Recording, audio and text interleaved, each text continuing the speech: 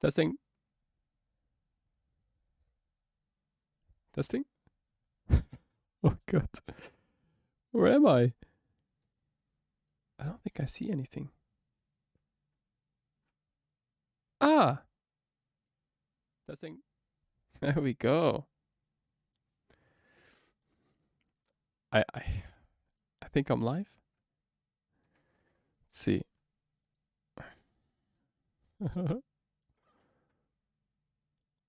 Okay. Oh my gosh. Such a newbie. Okay, you know what? Spontaneous live stream. Let's go. Welcome YouTube live chat. All right, Strange Malcolm. Cool. Got you in the chat already. All right, today's going to be a really, really spontaneous live stream. I don't know if I'm going to post this video afterwards. Just going to jam around in Ableton Live today. So if you're thinking of making a tea, now is probably the best time to do so. I'm going to sip mine on the side as well. Yeah. I have a track loaded up in here. An organic house track that I felt like referencing today.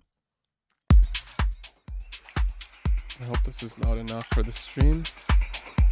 Let me test if we have audio. Yeah. I have a track loaded up in here.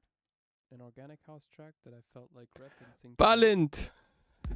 What's up? Oh, Connie's in the chat too. Balint Gal. I hope I pronounce your name correctly. My most loyal viewer. Okay. Yeah. Back to the track here. This is the track that I'm going to be referencing today. I kind of like it. It's a track by Armen Miran, released on Volen Sentir's label, I think, Forestrip Music.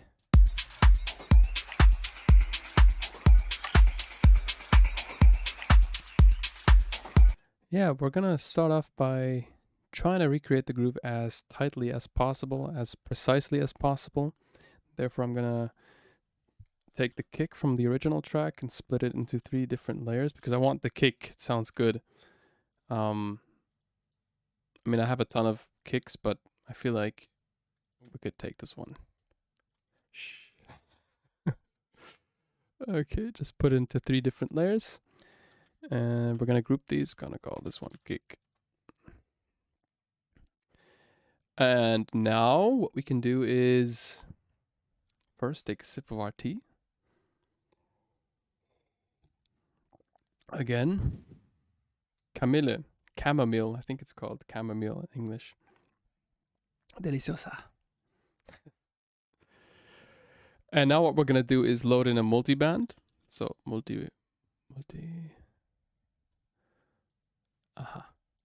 Okay, multiband dynamics on 3 of these channels. So we're going to take this one, paste it in here. Take this one, paste it in here. So we have the kick in 3 individual layers here.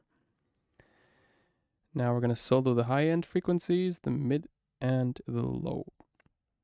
So we have the kick copied onto 3 different audio tracks. Let's call this one high. Let's call this one mid. And let's call this one low. Yay. So we have high, mid, low. And we still have a bit of other sounds from the track here too. We don't want those, which is why we're going to clean them out. We're going to tighten the kick even more. Control E, split these up. Do like this. Better. So if we solo these 3 layers, it's kind of what we have. We have a bit of the hi-hat still. It's no worries. We're going to take all these 3 layers, right click them, freeze track. Highlight them again, right click, flatten. Now Ableton's going to generate us something like this. Might as well drag these out.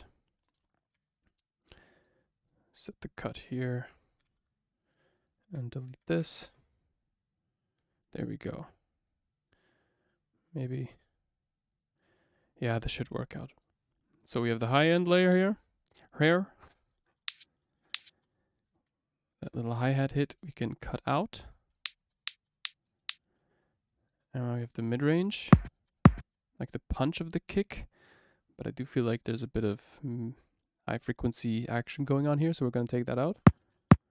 And then we have the low end, the oomph, or the, I guess, the decay of the kick. How does it sound now?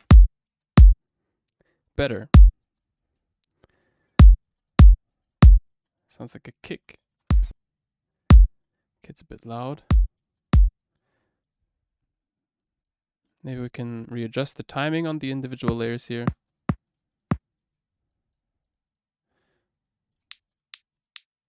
But it does sound kind of good now. Yeah, and then we can create a new audio track underneath the kicks, like this.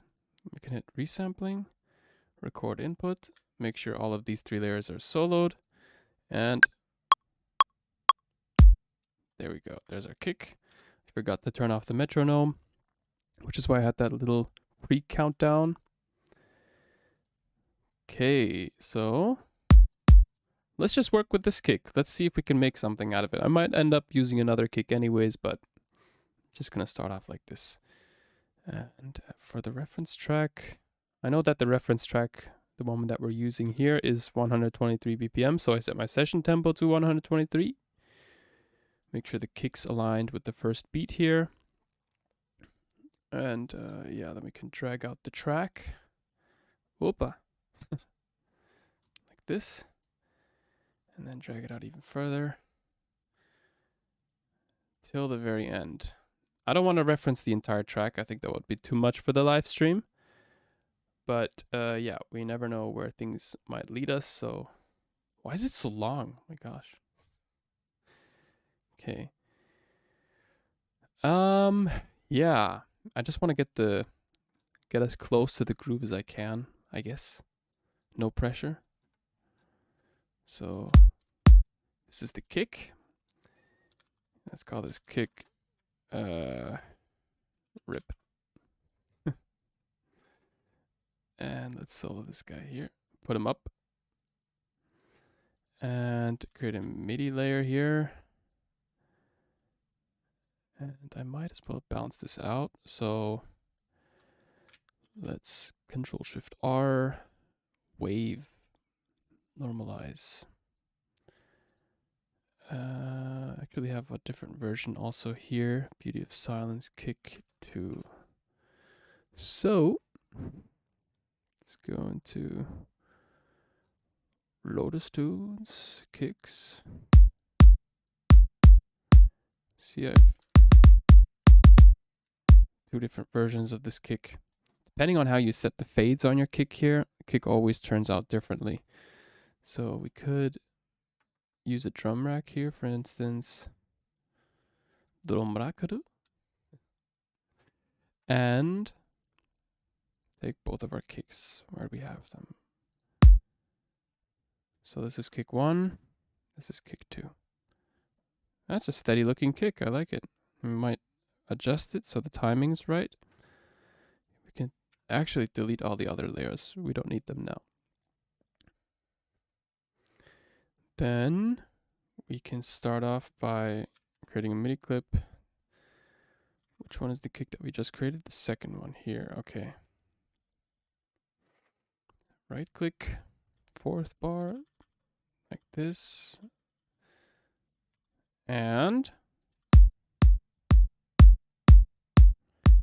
I hope it's loud enough for the stream. If not, then oh gosh, so much loaded up in here. Don't need that. Let's just slightly increase the volume. This is not usually what I do, but for the sake of the stream, just push it up a bit. Yeah, no.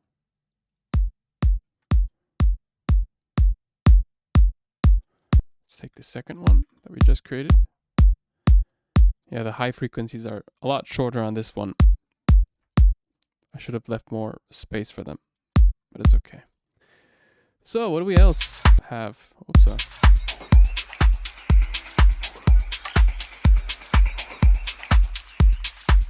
And I love how organic this groove sounds.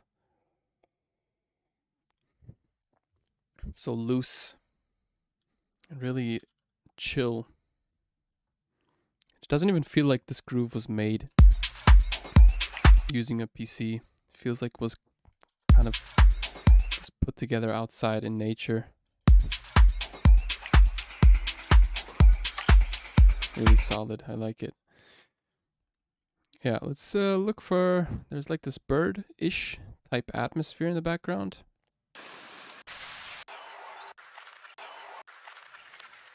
Yeah. Daydreamer.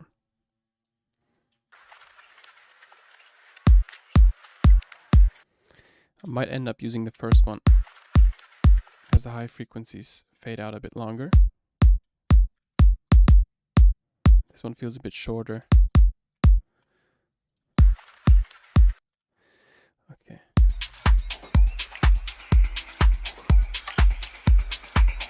Okay, now pay attention to the main hi-hat. The ch, ch, ch. I'm gonna do my best to replicate that now. Birdies. Let's check if this stream is still working. Hello! Hi everyone! What's up? Cool to have you here. Okay.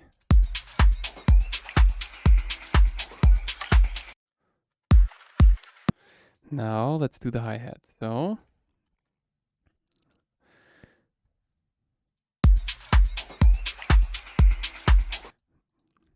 they feel very inconsistent in the sense that they don't always play the same way.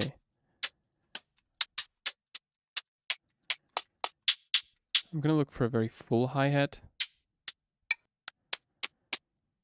Maybe this one. See, we can always change it out later.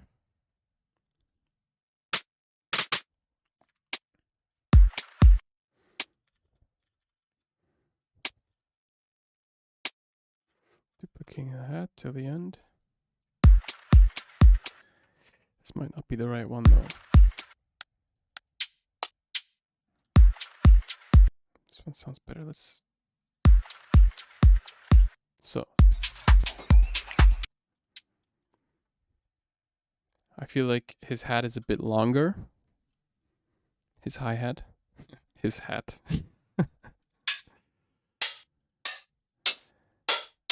Perhaps we can take this hat, layer it as well.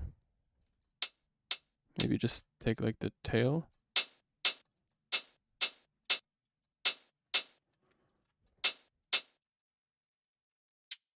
They have like this short one. This one feels so metallic, unfortunately.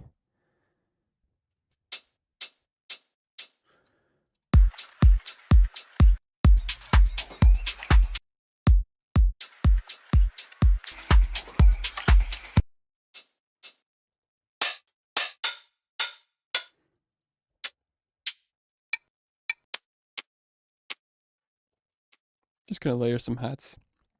See if this will bring us anywhere.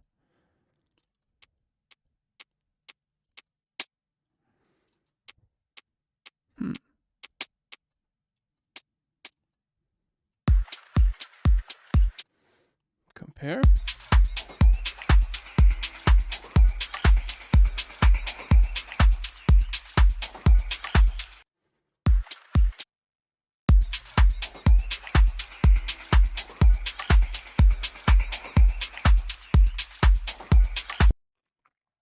The hi-hats only feel like they're playing like, you know, and then there's a pause. Oops.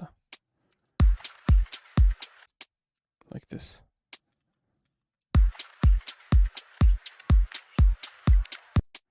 Yeah. There's one hi-hat that's playing consistently, and there's one that's only playing on these three. And you can add some like vinyl distortion or something. I like vinyl distortion because it makes the sounds a bit grittier and it stereoizes them, so it makes them wider as well. Depending on which mode you're in here. I might do some EQing afterwards.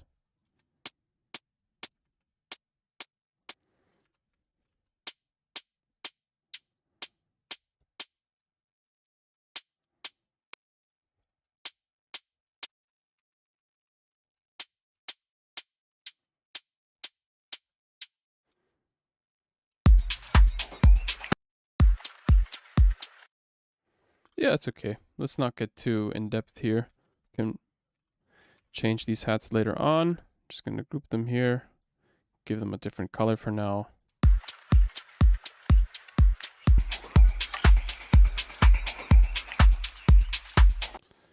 Now we can do some shakers, I guess.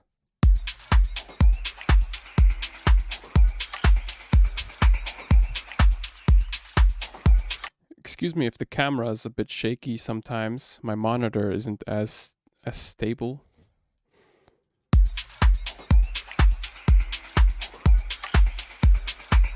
It's like this hi-hat shaker groove in the background. It's like 16th. Those are probably one of the most important things to get right when you're making organic house like this, the shakers. I'm probably going to use a couple of loops to reference here. I mainly just want to mess around and see if I can get as close as possible to this main groove here. Oh, there was this nice sound here, actually.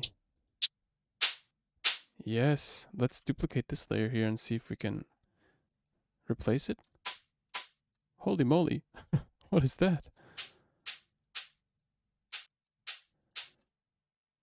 What? Why is it sounding so weird?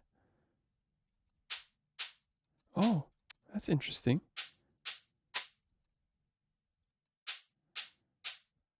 Wow, that's so weird. I never had that effect before. Okay. Maybe we can shorten out the hi-hat here a bit. I like having long samples like this because they give you more space to work with here. If you have a short sample to begin with, it might fit straight from the start, but you can't shape it afterwards.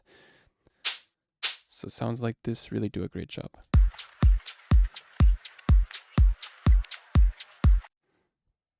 We can also put like LFO, Max for Live. There's an audio effect called LFO AMXD that comes with Max for Live. You can put it here, and I use this often. Wait, no, is it this one? I thought it was yellow. Oh no! Yeah, my computer crashes sometimes when I load these in. It's awkward, but it's okay. Yeah, LFO, this one. This is the audio effect version of the blue one, I guess. Map this to the sustain, perhaps.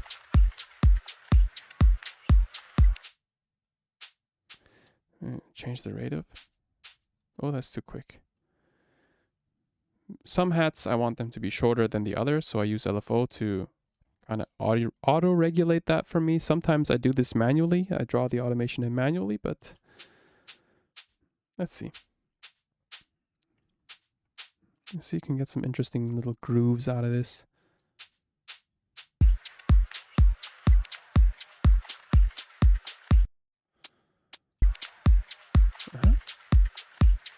I can pitch it up a bit here.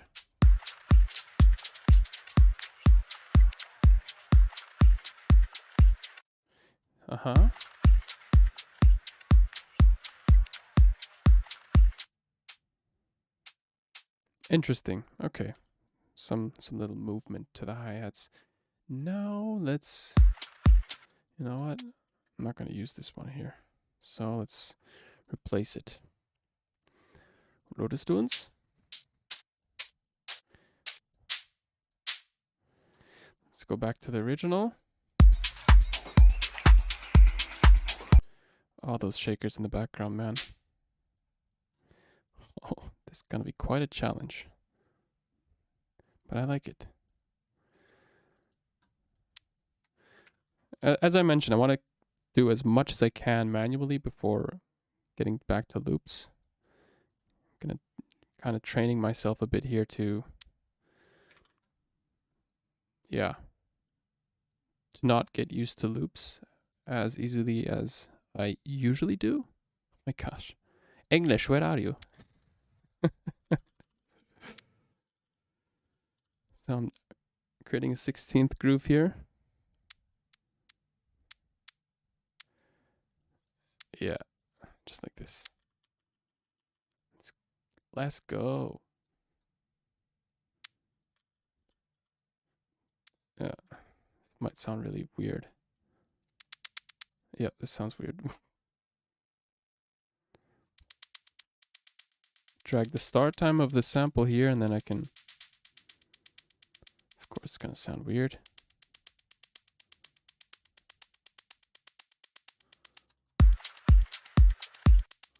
It sounds too attacky still, like really sharp.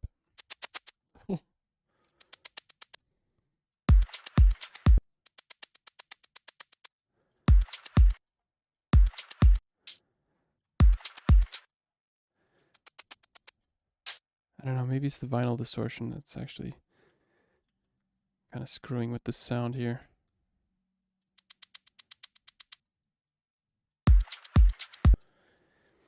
I don't know, is there like this random pan? Yeah. Whoa, whoa. It's kind of cool for shakers sometimes, but I don't know if I want to have it in this sound here.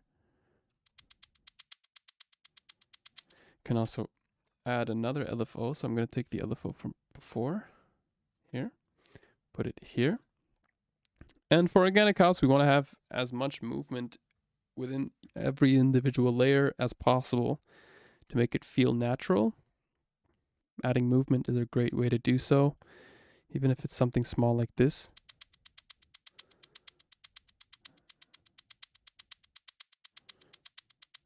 I don't know if I'm going to use this sample. So it's detuning the sample each time. Every little hi-hat is different.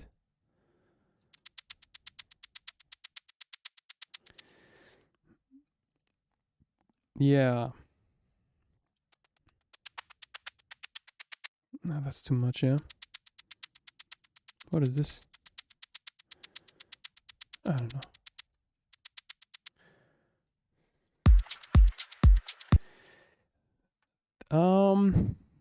Let's see if we can actually add some grooves. Where are the grooves? I thought they were always here. Groove. MPC. Maybe under... it's a bit different in Live 10. I'm using Live 10 now. Kind of jump outside the comfort zone, because Live 11 has a lot of functions that make it more comfortable to produce, so I jump back versions sometimes. But sometimes I get lost.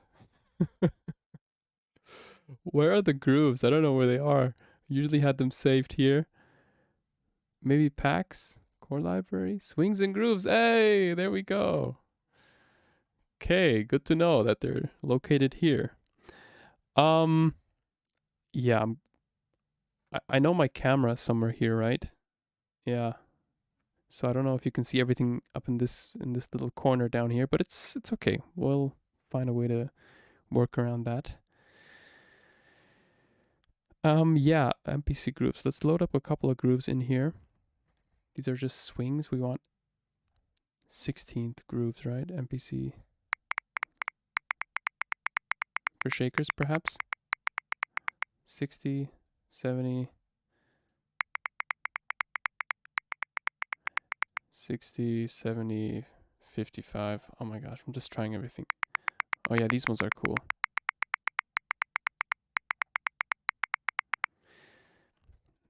Might work, might not work. Let's see.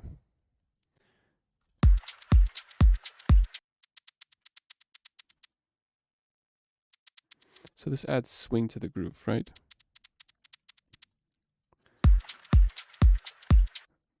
But in my experience, if you add swing to one layer, you're going to have to add them to all layers.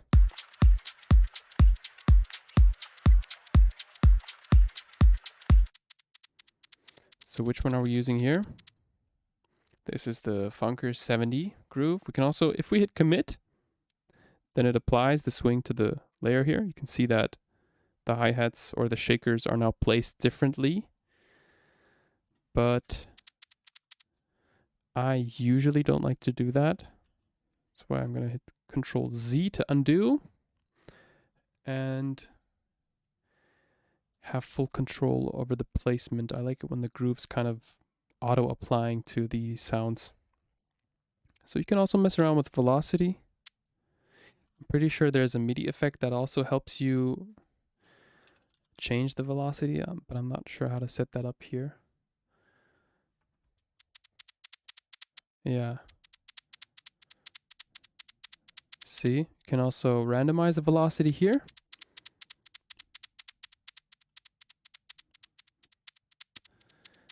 High and low, they do the most work.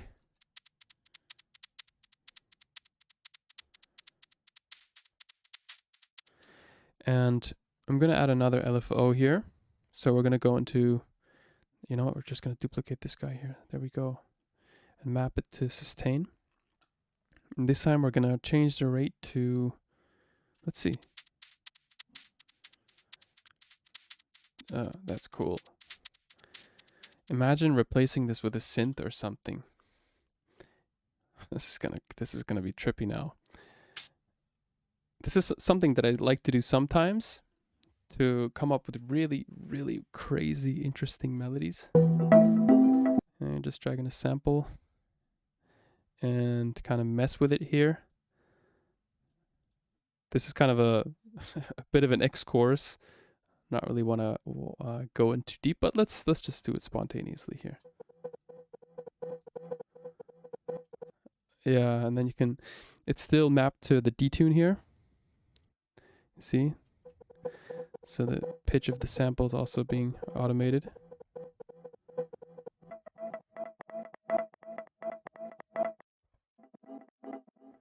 Imagine the creative possibilities.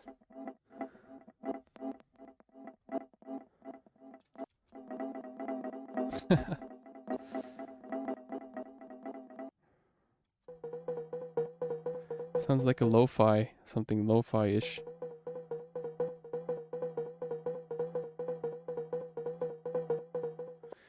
And I can add like an echo or something. I always like adding echo, you probably know from my videos.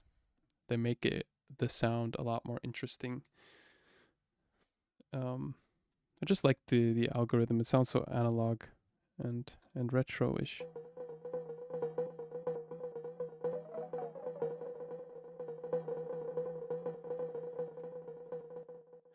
Can always go through the sample here. Maybe find another spot.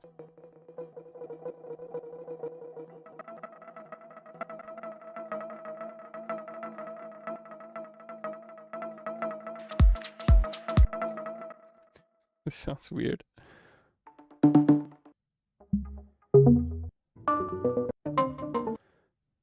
there's this one cool little loop here. Just take a transient. Any little peak here. Focus in on that. I might disable this one here for now, because I don't like what it's doing with the detune. There we go.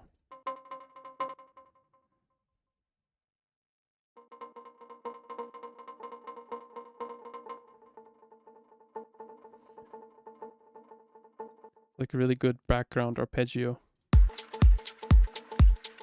Like a dark one. Sounds really dark. I like those dark arpeggios too.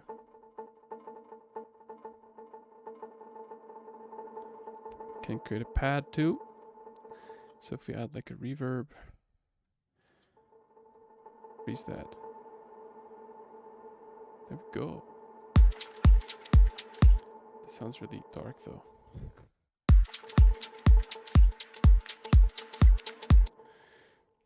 So if you have a shaker loop and you convert it to MIDI like this, you can always replace the MIDI with a melodic sound.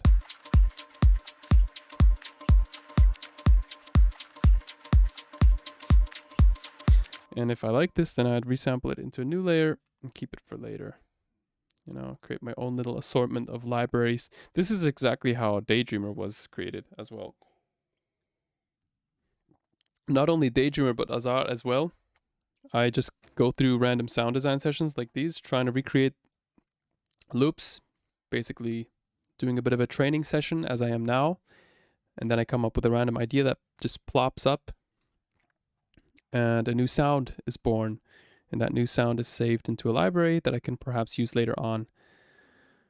And those libraries turn into sound packs. And yeah, sound packs are cool.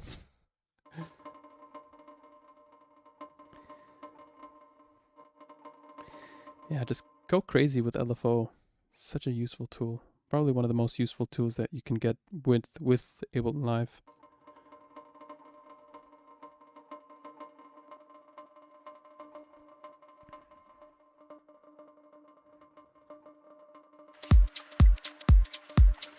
You know what? We might keep this for later. Just gonna recolor it. Maybe later ARP. Mute it for now. Also disable the clip so we know that we're not using that. Oh. Hey Danny, what's up? Marius Matteo. I'm sorry if I if I pronounced it wrong. Sean's there too. Cool. Okay. So what do we do now, huh?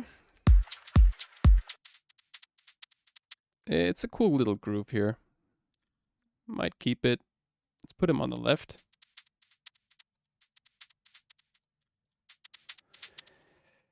And take another shaker, put it on the right.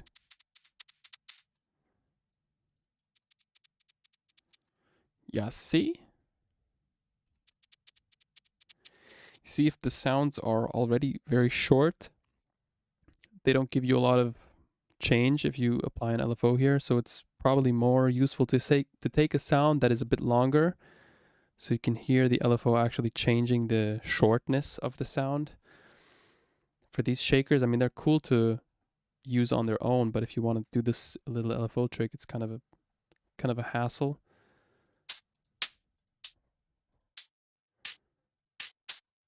So yeah, this one is the same sound from before, right? And if you want to go crazy, you can also duplicate the LFO again and map it to the start time of the sample here. So now we can reduce the depth because we don't want a lot of movement. And the offset basically determines where the sound starts. You know, if I put the offset to the right, it starts from here. If you put it to the left, it starts from here. I hope you can see this. I hope my camera isn't blocking it. Let me actually minimize these so you can see this. There we go. So our goal is to create movement. Our goal is to create a sound that doesn't sound like it's from a PC, but it's actually played kind of live, I guess. And if you have shakers, okay, mine are way back in the room there. I can't really reach them.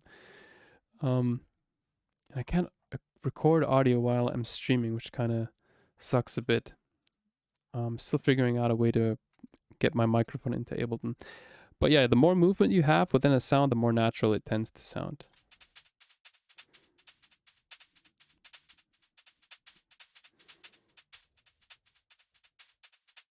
This velocity also adds some movement, some random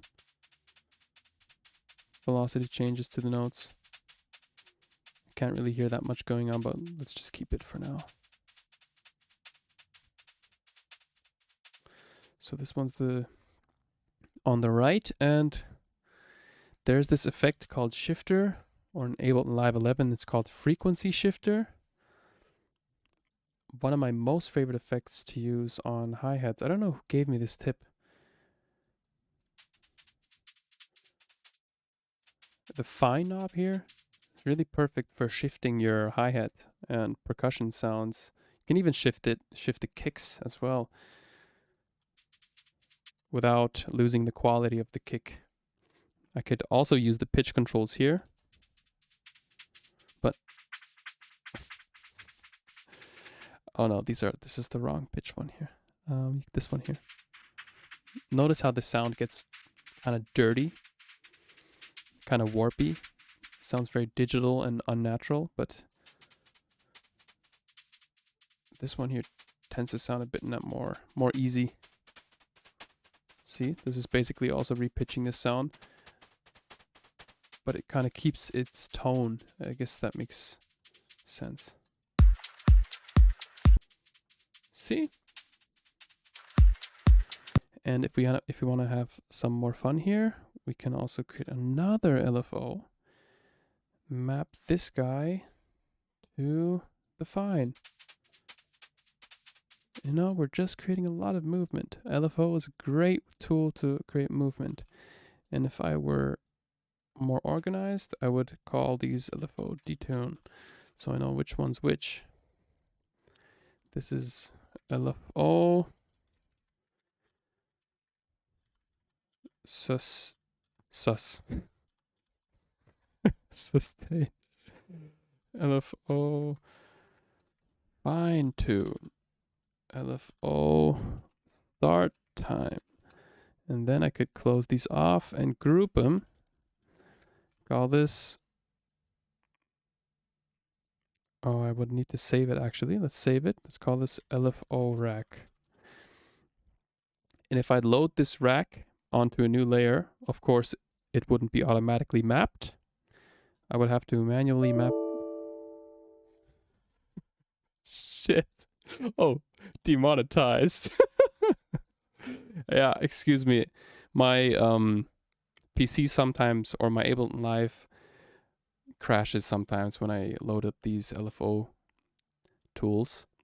But yeah, let's recover the session really quick here. And get back to some crazy LFO stuff. Oh no. Oh no. Oh no, I don't think we can open it. Can we? Let's see if we can restore it back up. Yeah, this kind of sucks when it happens on stream, but what can you do? What can you do? Let's do no first. And go on to project files. Oh gosh, where are my stuff? Here, I think, yes. I'm recreating Armen Miran's project backup. So we have a few backups here. Well, it's actually good that this happened on stream, so you can find out a way to recover your projects if they don't open at all. This is something that happens to me every now and then. You see, there's this one from 7/17. So that was 20 minutes ago. I might try opening that as well. Sheesh. Ableton went full diva here. Oh, what the? Yeah, there we go. So this is what we have here. Yeah, excuse me for that happening. I did not see that coming. But, you know, for the sake of learning, we can try to recreate whatever we did now. So yeah, if your PC is strong enough to handle a lot of LFO tools being loaded in at the same time, then feel free to do so. If it's like my PC, then feel free to not do so. Yeah, we're gonna have to stick with this Ableton or this version of the project and recreate the sound as quickly as possible. So what did we learn? This is good practice, actually. Always see the good in these situations, right? So we're gonna recreate the shaker loop. So we duplicate this layer. This is the, let's call this 16th shaker. And let's draw on a 16th groove. Up, up, up, up, up. Let's create some manual velocity changes. So let me check if the live stream is still going. Yes? Hello? Good. There we go.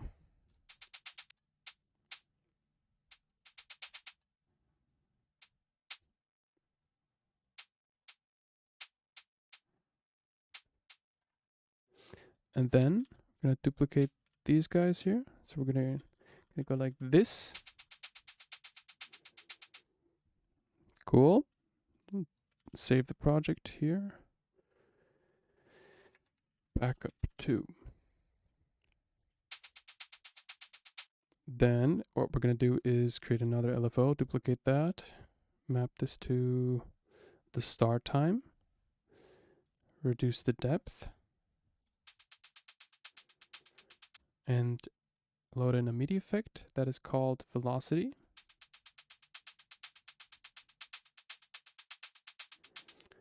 Reduce the decay perhaps.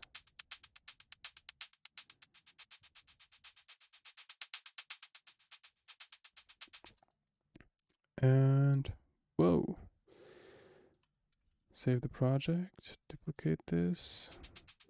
Let's change it to sine so it's a bit softer. There we go. And we had a groove, right? So let's go back into packs. Let's go into MPC.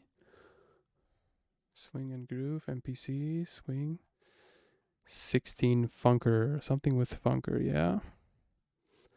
So we're gonna load up these grooves in our groove pool. You can open it up here. And then what you're gonna do is double click the MIDI layer that you want the groove to be applied to. This also works with audio, by the way. You can always double click audio and apply groove here too. So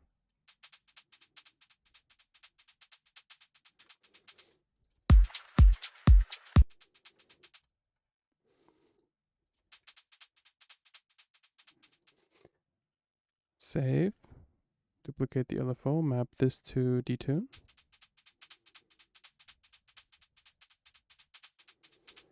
Change the sign, change the sign.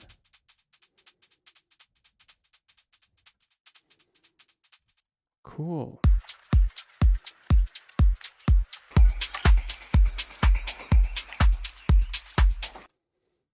All right, getting closer.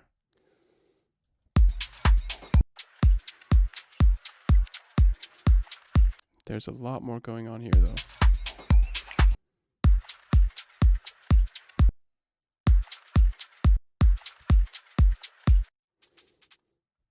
All right, let's close these here.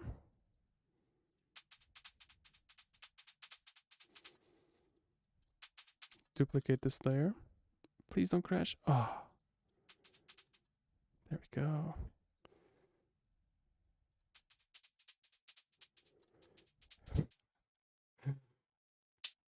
It's always a gamble with these LFO thingies here.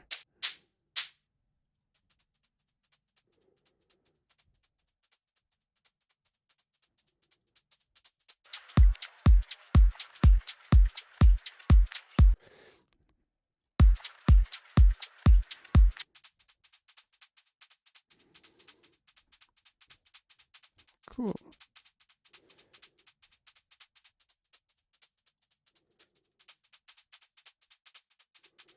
So they do sound more natural now.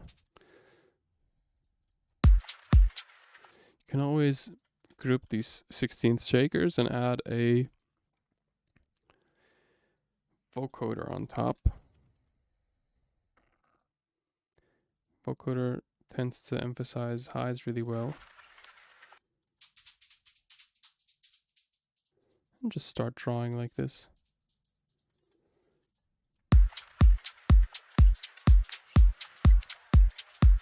May as well just mix it in without. You want to make sure that the noise is the carrier.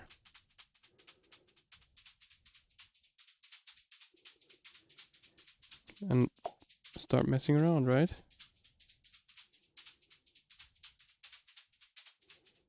Sounds kind of cool.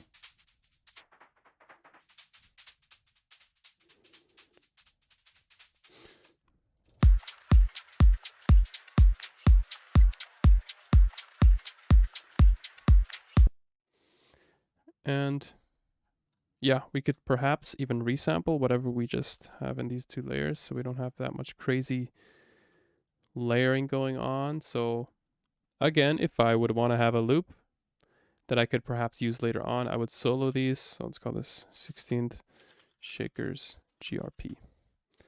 And now let's record that in. It's actually a bit quiet. I'm going to turn both of these up and start recording again.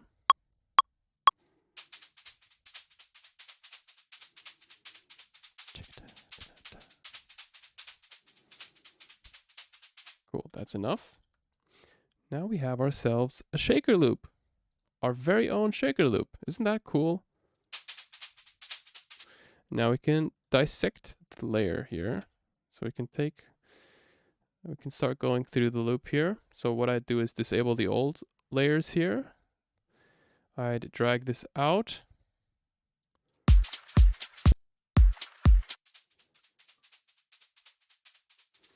And you could take a little section here. So let's go into 4 bars here and loop this.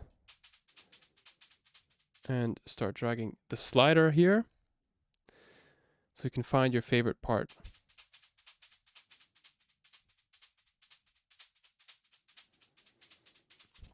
Let's create a new audio track underneath. Take this guy, for instance, put it here because I like him. So it sounds like this. And let's drag the slider back here. Also, I like this one too. This one sounds the same. Yeah, this one's cool too. Let's drag them down. So we could take these two.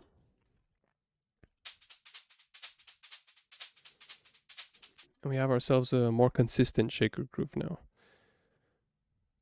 And now what I do is, so let's actually take these two, duplicate, and replace the first one with this one. So what do we have now? Cool. So instead of just going for a loop, we actually practiced some creative stuff here. Created our own loop, which is also fun. And we can start EQing more. So take out the lows, for instance.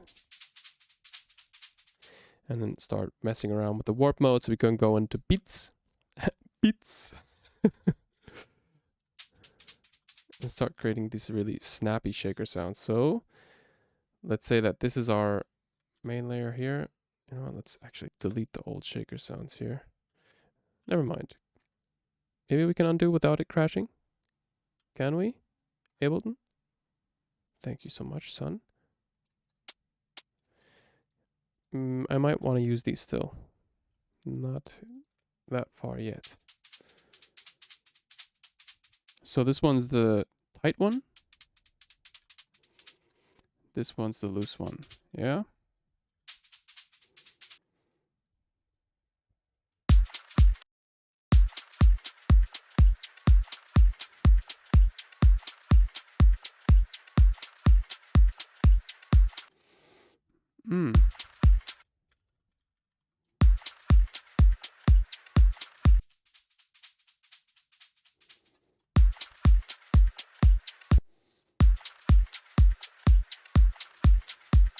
So I'm definitely sticking with this one.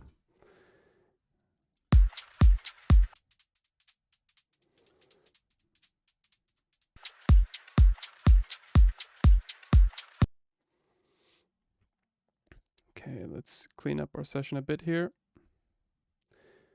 Put this guy somewhere up here. Consolidate these, duplicate them towards the end.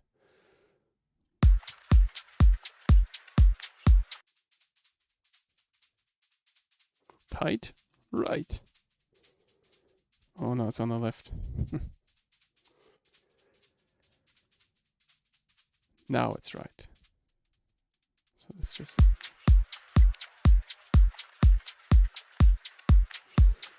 I feel like these have a lot of groove. These are more on grid.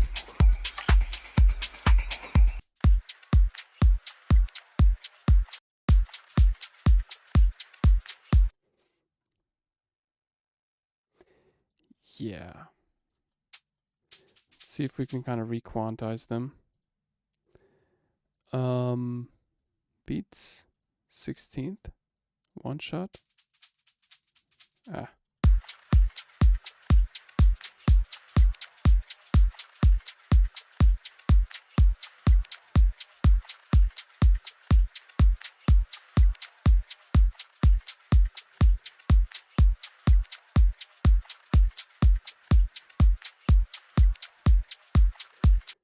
Cool.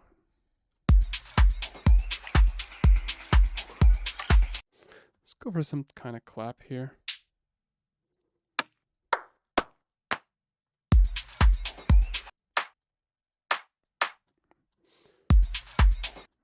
So it's very short.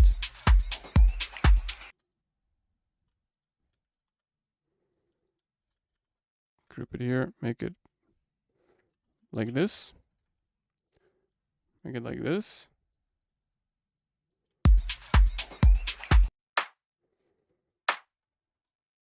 Oops. Yeah, actually, let's stick with audio. You know what? Let's just stick with it. This is too dark, though. Let's make it a bit lighter. There we go. Reduce the volume here. Ooh. Tighten that clap up here.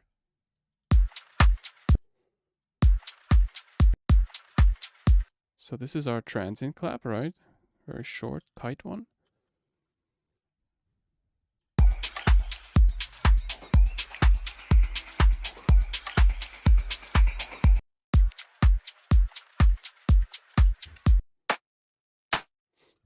So let's work with MIDI as well. Let's mix it up a bit.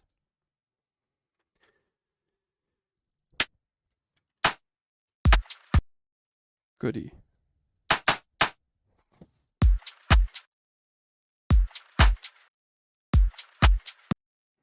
This one's way too loud, but I like the transient. It's cool. Like a bit, bit. I might keep it. It's like a short little, you know? Those are what give your clap that little oomph. Like that. Short little.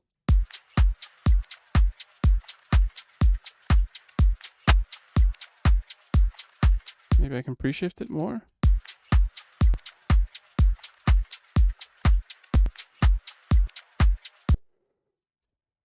Also, this is very stereo, so that helps out. We can mess around with the timing here too.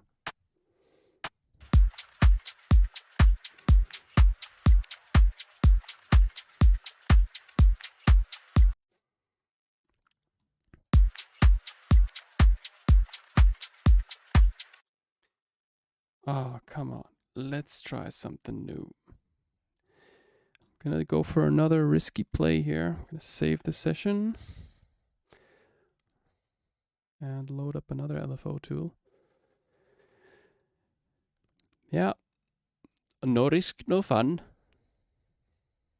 So what we gonna do? Packs, LFO, core library, devices, audio effects, max audio effect. Oh my gosh, why is it hidden so far? Load it up and let's see if we can automate it here at the start time. Put it here. That's a bit crazy for me though. Just want it to move a bit.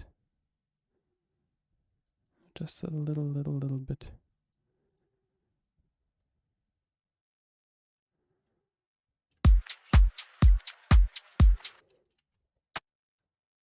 So every hit's different.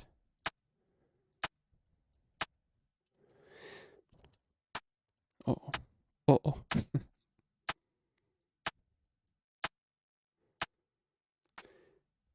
That doesn't work as well for short sounds.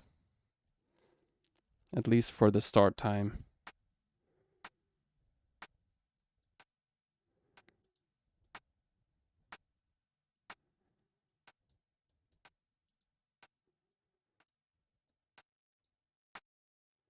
Yeah, I'm gonna leave it. Just gonna keep it here.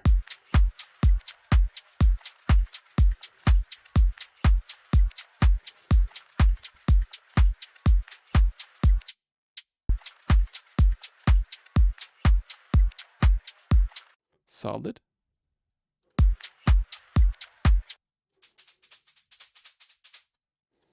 So these are the shakers from before. Good that I didn't delete them. Delete them. Rare. Gonna take off the groove here and play them again.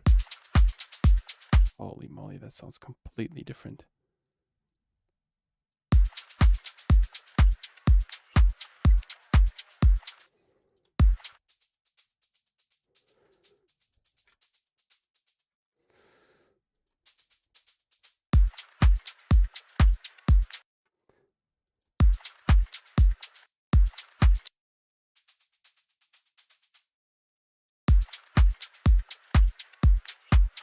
I don't know, which one do you like more? I feel like this one's really swingy though. Hello everyone. Carsten. Hey. We also got Phoenix and Antonio. Antonio Spataro. Cool name, man. Sounds really Italian.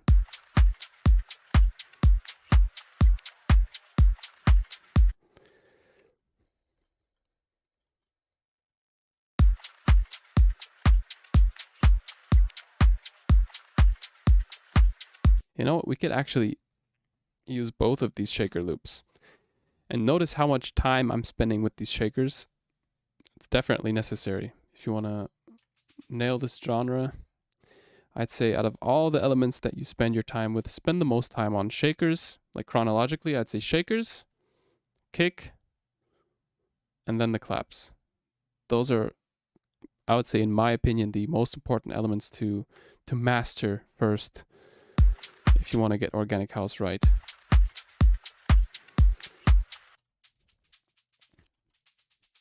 Of course, it's not 100%. Because we're using a loop with groove and one without. So this one's really tight and this one's kind of loose. I'm trying to mix those in together, but I'm not so sure.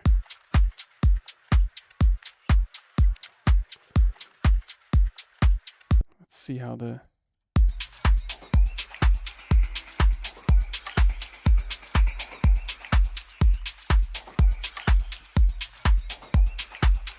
There's some variation to the claps. Some feel like there's this long kind of like pre-clap.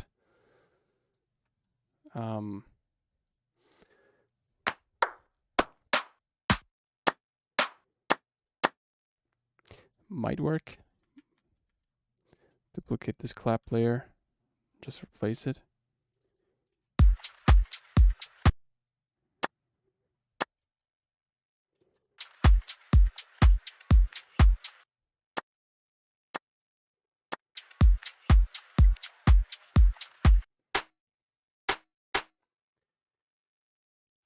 Maybe PML has a few nice ones too.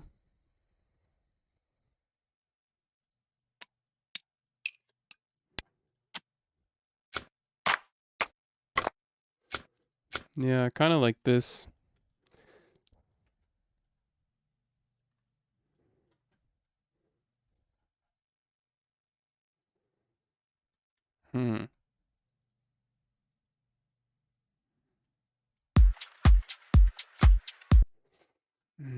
I don't know. It's less noticeable. Very, very unnoticeable. Holy moly. It's gonna do a bit of mixing here. Q. Take out the highs, perhaps.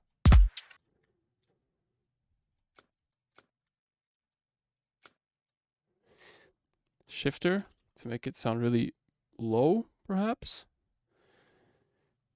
Frequency shifter.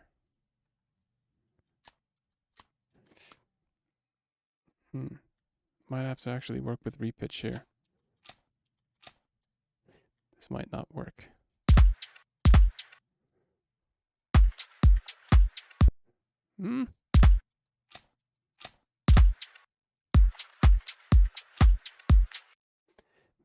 Choose another sound, maybe.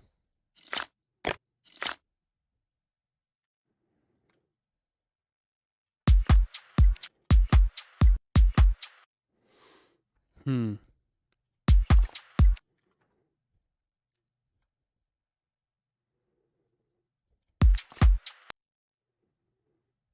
Hmm.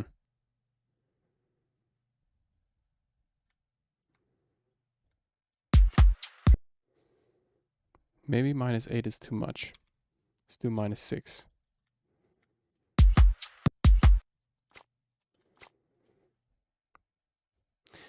Let's see. How does it sound? Okay, we can use this one on the first clap. Tune it up. See?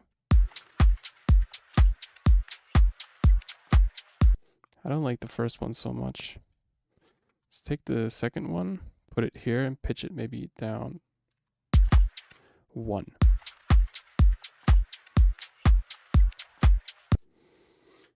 Okay, let's just stick with this. More about the concept. Okay,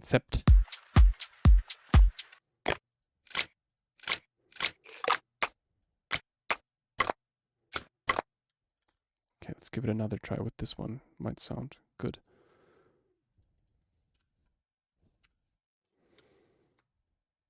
Yeah.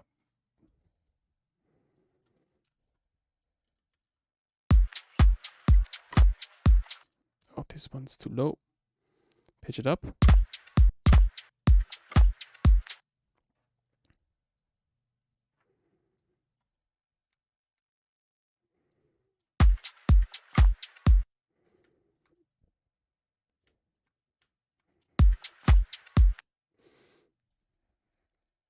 Activate this.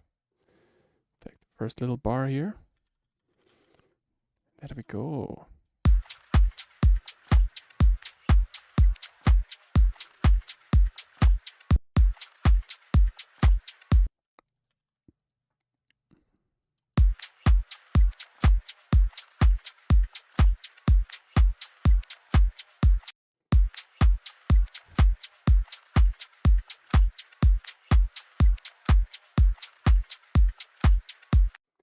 Cool, cool, cool.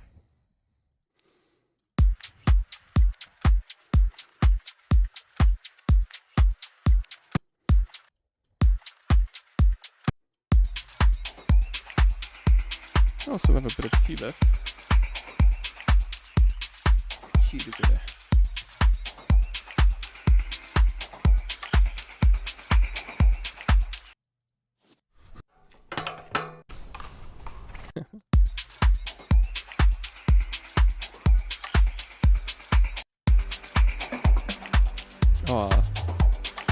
Oh my gosh, I love this sound so much. Like this all day dreamish.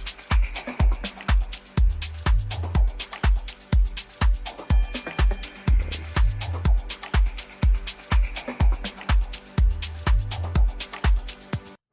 Oh, it's just so cool.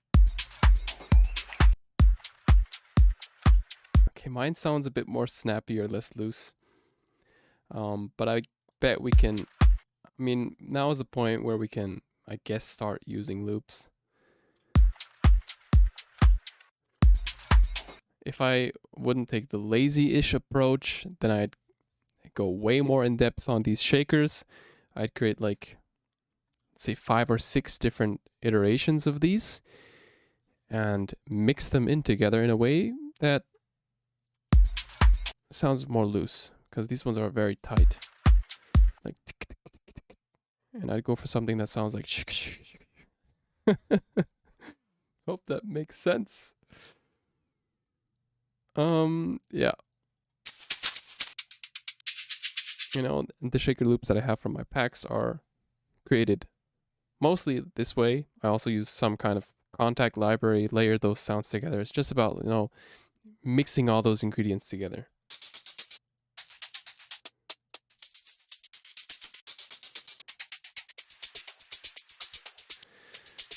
Oh, this one's cool.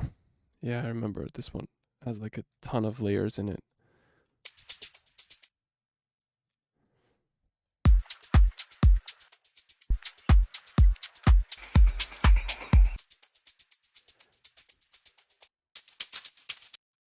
This one.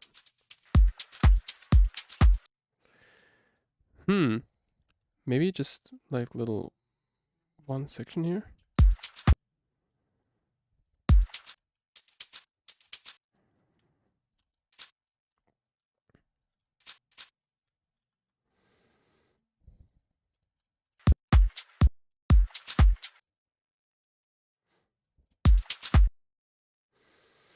I kind of like this little hit here. Might keep that as perk sound or something.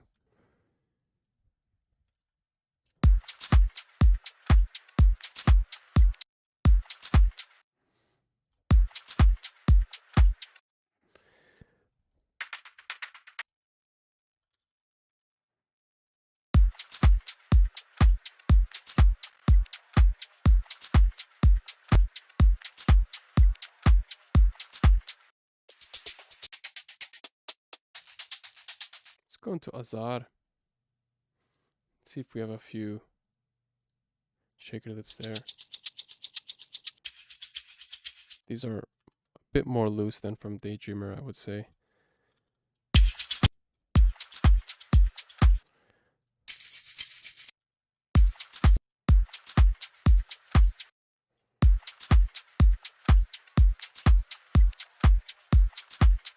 We pan this to the left.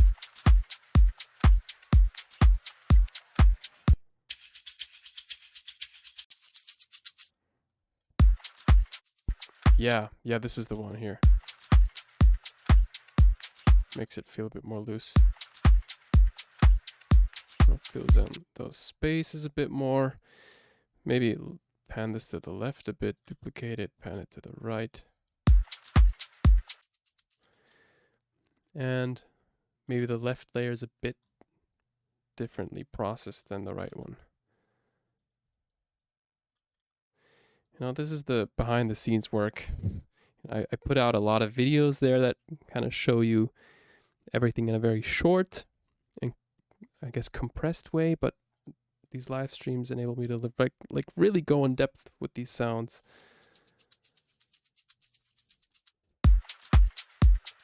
Yeah, organic-y. Let's keep this one only every few bars like this. There we go.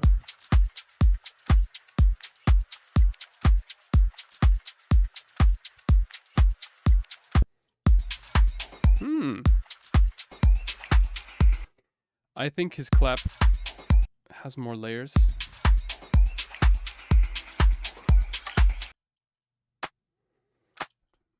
Yeah, mine's quite tight.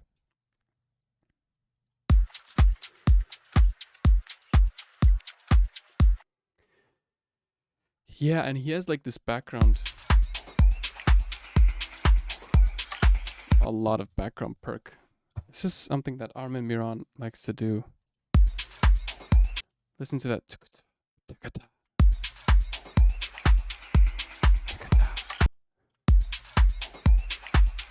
You hear this in a few of his tracks. I went really in depth with his music. Probably one of my favorite artists. I've done a few videos on him. I like his style because he's very flexible. He's a very flexible artist. He does like this All Day I Dreamish organic house music, as you can see here. But it also does like this really dark oriental-ish, clubhouse-ish. Not really dark, but I don't know. It sounds really, really cool. I like his style.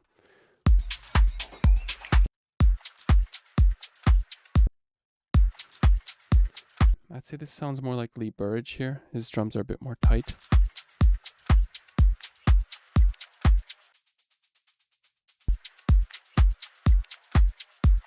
Let's call these BG shakers. Staying alive. Background shakers. Are we still live? Yeah, we're still live. Cool.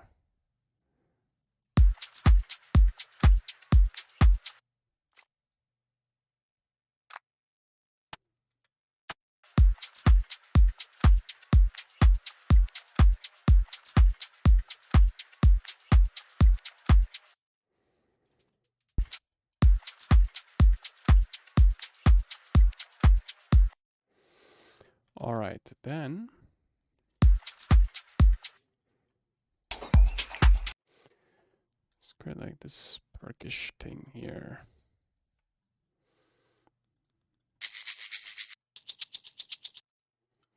Mm-hmm.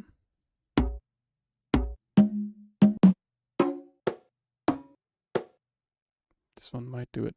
Let's actually load up a drum rack so we can work with more sounds. If I want to work with a couple of more sounds, then I load up a drum rack like this. And I do like this. This one's really good.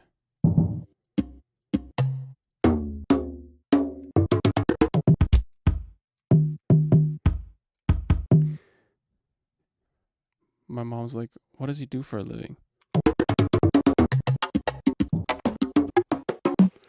This.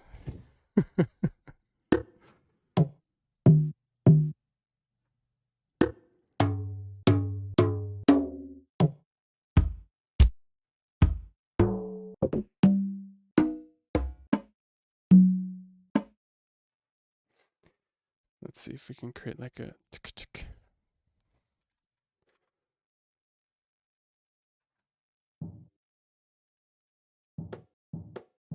So this is going to be the last hit.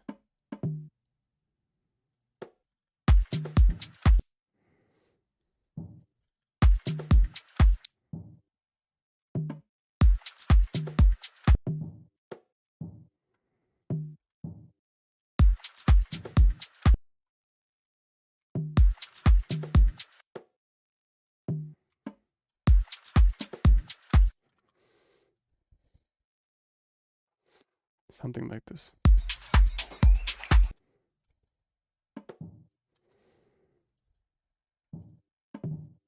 Let's take the first one.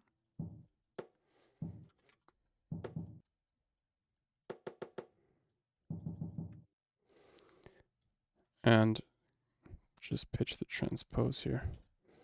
Or change the transpose on the first hit.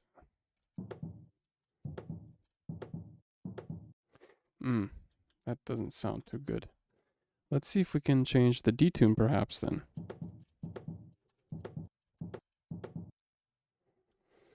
Detune usually is a softer way of repitching sounds. I could either do that or use shifter. Audio effects shifter.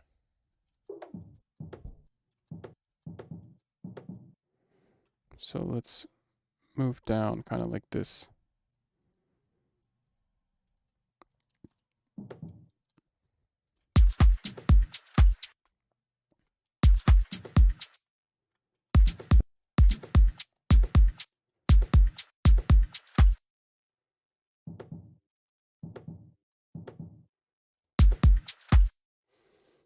Maybe, yeah.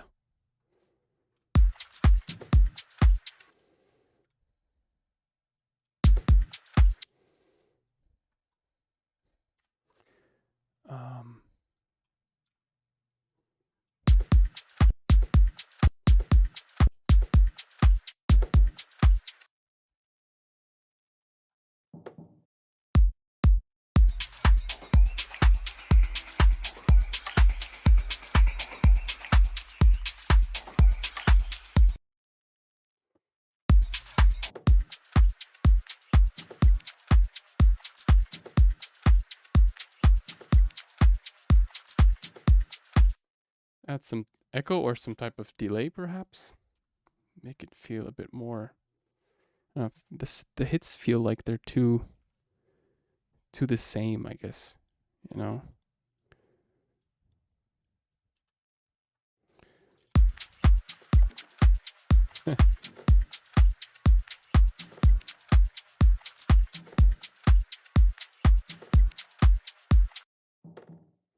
Yeah, this makes it feel a bit more different.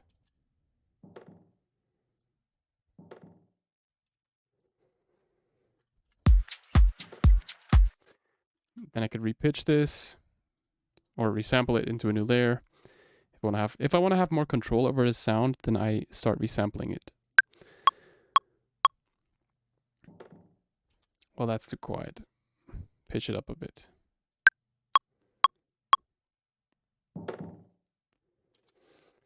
And now we got this sound. And I mean, we might not have the same MIDI controls, but we do have like the audio layer, which is also cool to see visually. And we can mute the other layer.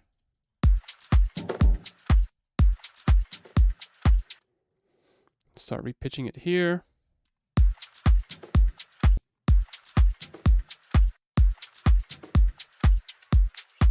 Maybe pitch it up. Kind of like this. Maybe add another EQ. High cut that.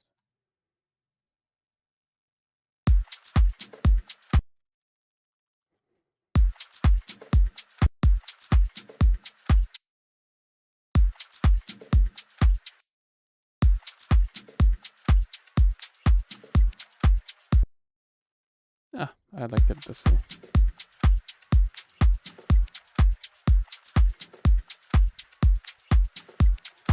See what else we got.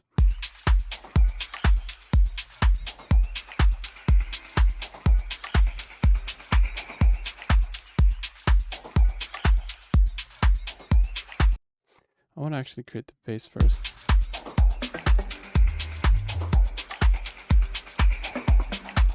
Oh, his pads.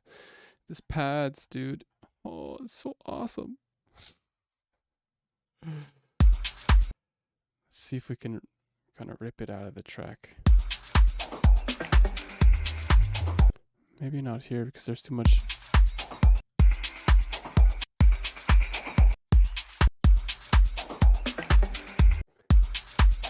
So, Control E.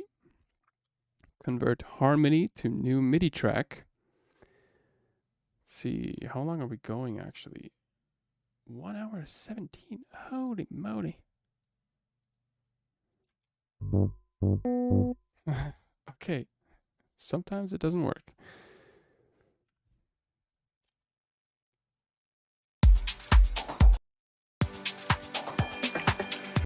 We might take this section.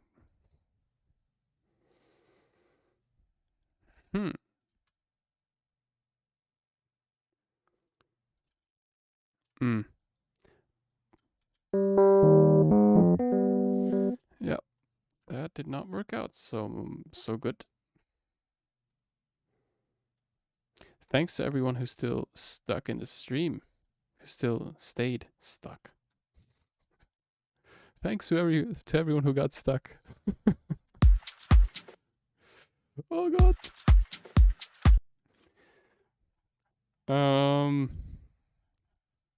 Yeah, you know what? Let's just do it manually. Let's add a diva. Divar. Deep space diva.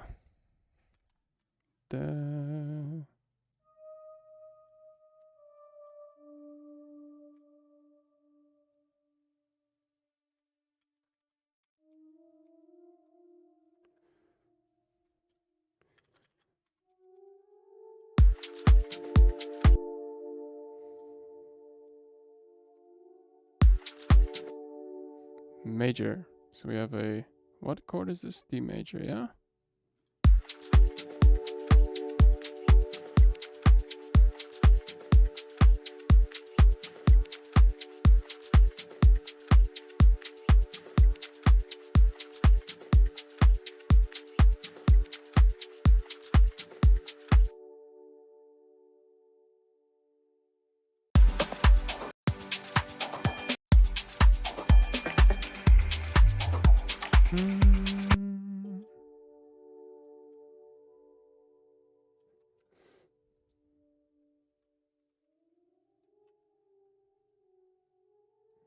Maybe it's a G major. So 1, 2, what? 1, 2, 3, 4, and then we go 5, 6, 7.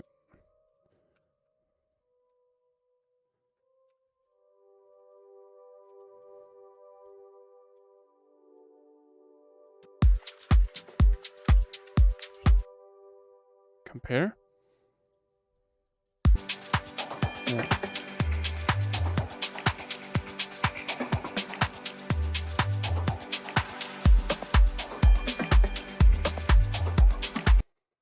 such a lovely sound.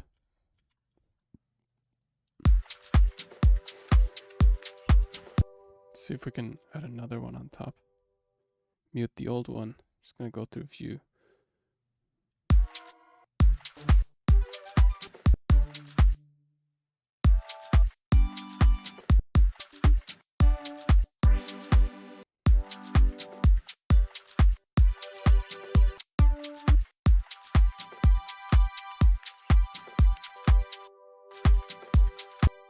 Maybe pitch these down an octave.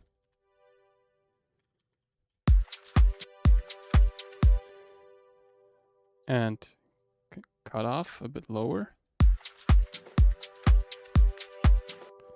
And these we could open up a bit more. And group both of these together. Pads, chords. Chords like this.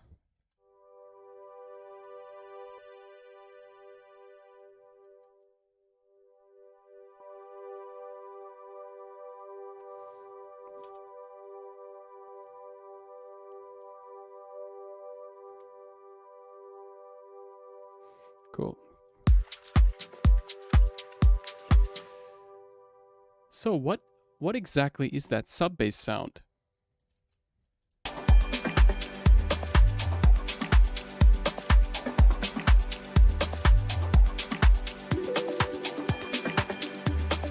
So much ear candy going on. I can't even distinguish how many individual sounds there are. So much detail. That's kind of what I love about house music, organic house especially. I mean, the groove is very static, right? It's a typical house groove that plays for over, how long is it? 6 minutes? 7 minutes? But it's just those intricate details, and people who have that ear for detail kind of understand the music, this house music. And yeah, it's very intricate. Kind of like that.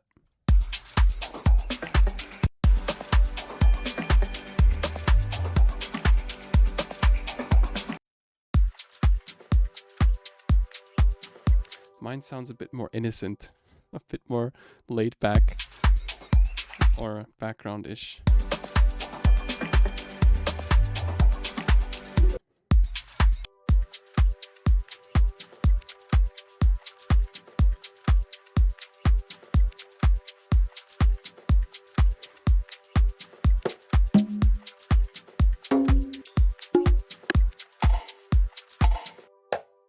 I could get really fiddly with all these individual percussion sounds, but I want to just reconstruct the core groove.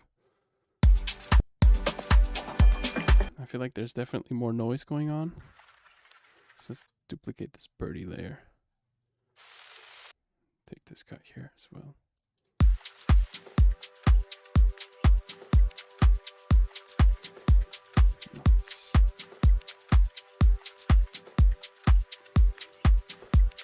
Noise GRP.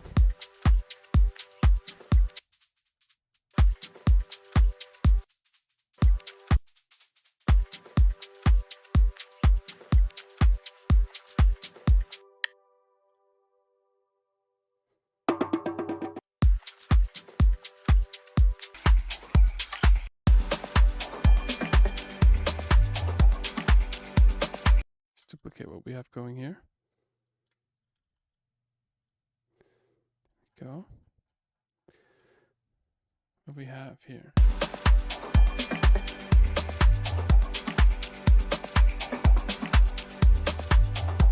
Dun dun dun dun dun dun. Buzz.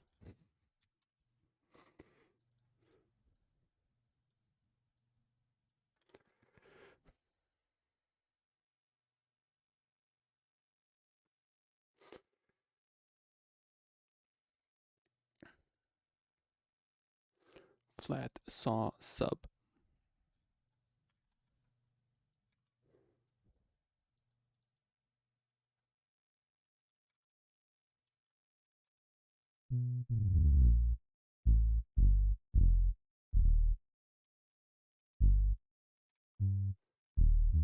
It's always easier to find the notes when they're higher. Do, do, do.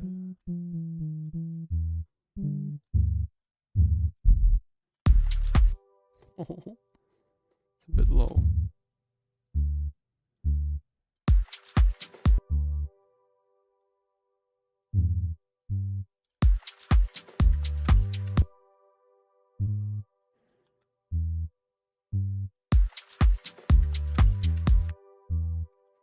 This one still feels a bit plucky.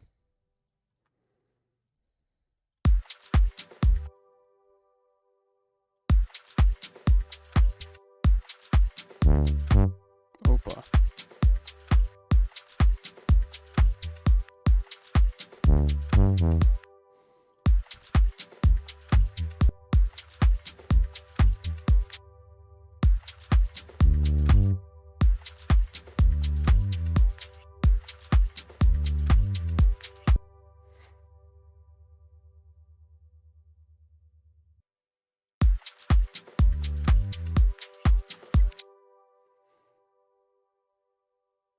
Sounds more like Tim Green.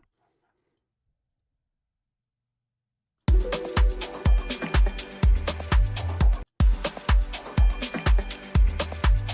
try to get that bass groove right. So it happens later.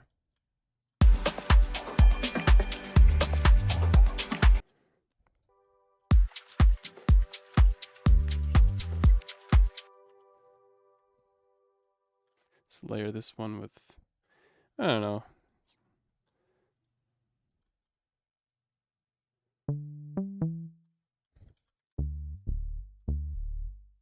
Just switch it out. It's too plucky. Too plucky. Switch it out.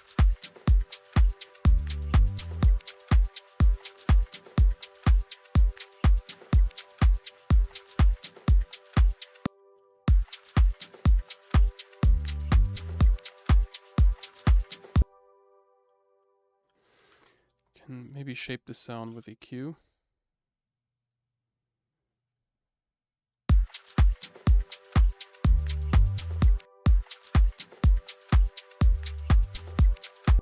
Yeah. Cool.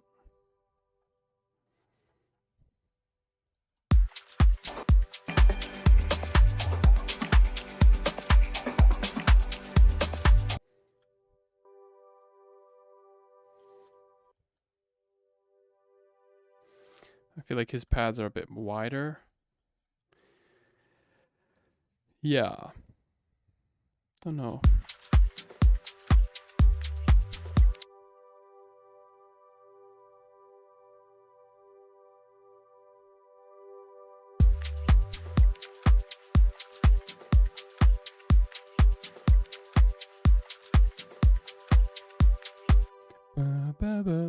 It's fun though.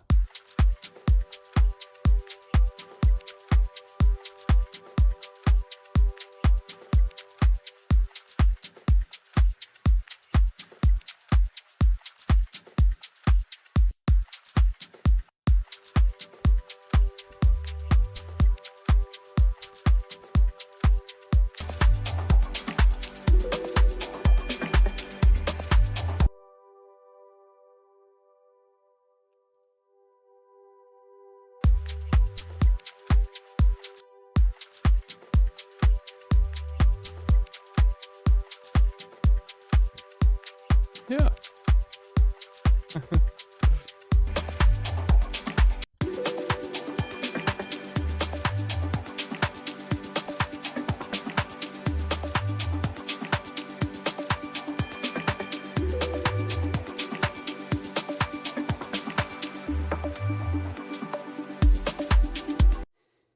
Ah.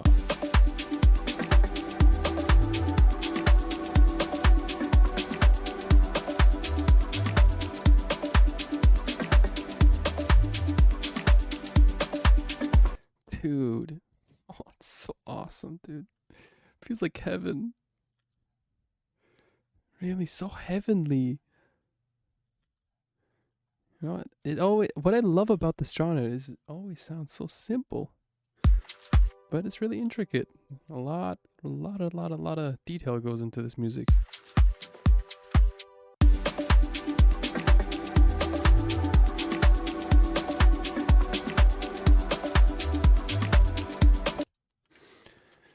Yeah, I'm gonna try to create that little pluck in the background using Omnisphere or something.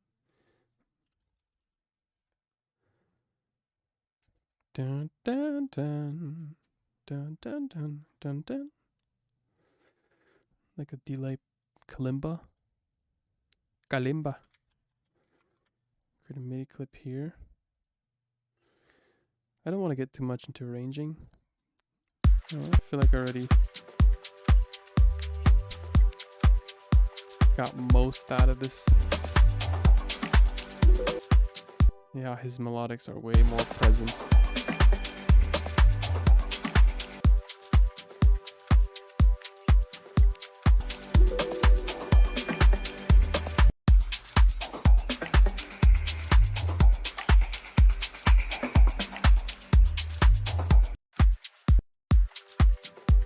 But it's okay. As Dave Penzato once said, study a man's influences. You don't need to get somebody's style right every time. Just take it as a reference and study your favorite artists' influences. It's just a really good tip. What did they get inspired by? What made them get into music? You know, what I'm doing here is just like a bit of a training session for me, just to, you know, kind of, I guess, refine certain aspects of music production that I want to get better in. Like the, you know, the shakers especially. I feel like shakers I could definitely put more attention into, which is why I put most of today's emphasis on the shakers and hi-hats.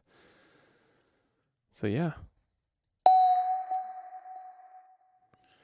In memoriam.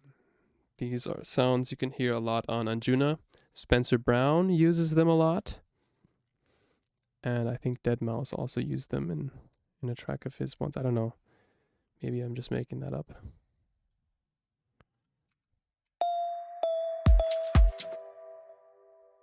They sound cute. In memoriam. In memoriam. So let's see how the first pluck sounds.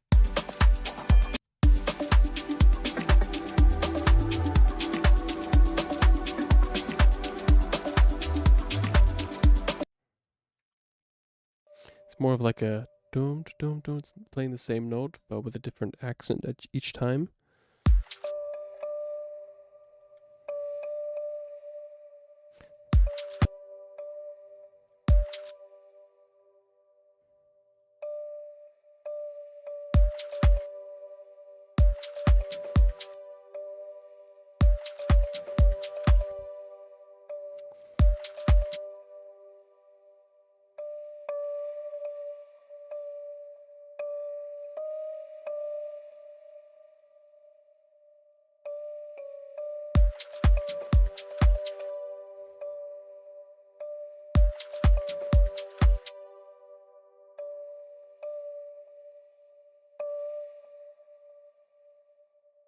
Copy that, sir.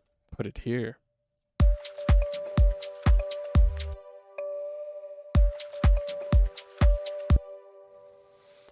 Yeah, something like this, I guess.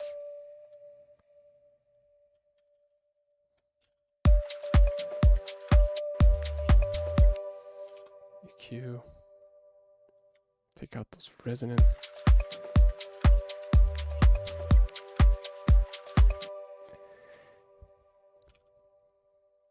It does sound like there's a lot of movement going on.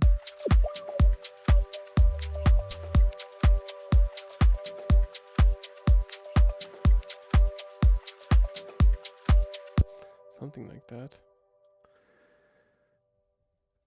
LFO.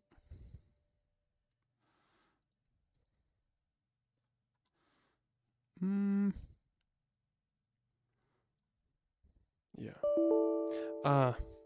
Yeah. Fortunately, the session crashed again. It's always a risk when I load in too many LFOs into a session, but yeah. Already like the whole stream. Yo, Dave Schulze. Nakir is here as well. Nakir. Man, I really hope I'm pronouncing y'all's names correctly. But yeah, let's try to reopen Ableton Live. Try to get it back and going. I know my background's kind of crappy right now. So much butterfly. Yeah. Think I'm gonna have to restore it again. Oh, Ableton, why you do this, huh? Open file location. Open it up. And let's get another backup up and running. So, what do we have here? One from a few minutes ago. This should be cool.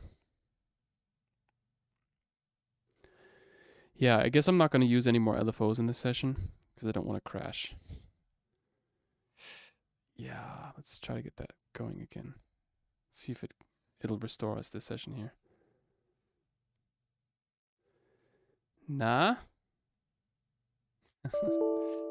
No. Unfortunate. Let's go for an older backup here. Da da da.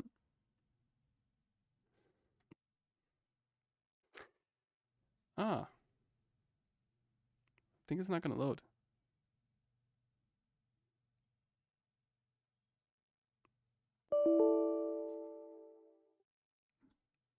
Yeah. Let's take one from... I'm just going to go through a few backups. Bear with me here. And see if it loads. It's kind of unfortunate. I don't know why, but once I load LFO, it always kind of craps on me. Let's go for an older version. Da, da, da.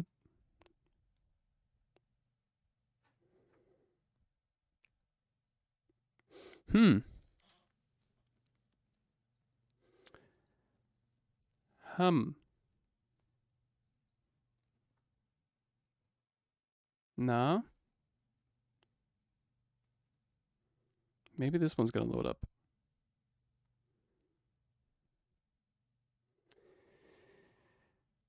Ableton. There we go.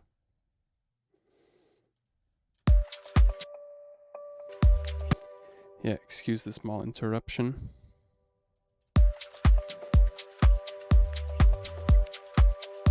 Back again. Cool.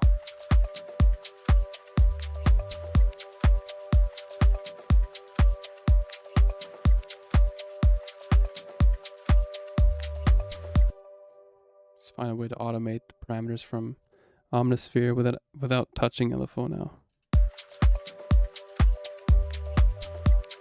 Let's enable host automation on this guy here. Open up this here, configure, touch the knob, automate. If LFO doesn't work, then just do it manually, I guess. Maybe it's just like a Windows thing. I don't know, or it just takes up too much CPU or something. Perhaps you've encountered this issue before. You can let me know in the chat. Just creating some more movement to the sound here.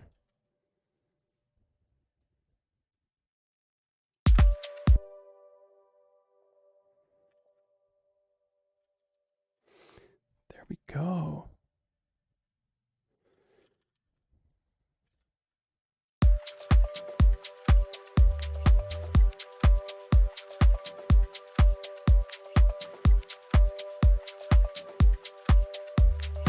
You know how we can make this sound even more retro?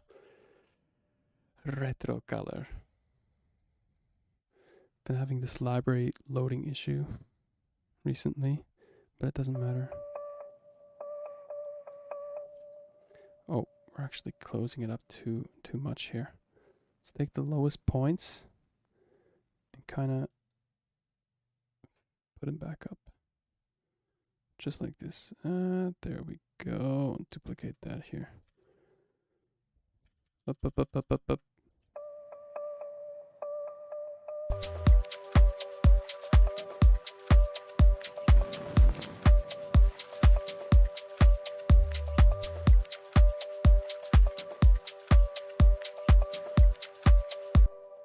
Cool. It's more about automating individual parameters rather than, you know, layering 1000 sounds. Just using what you already have.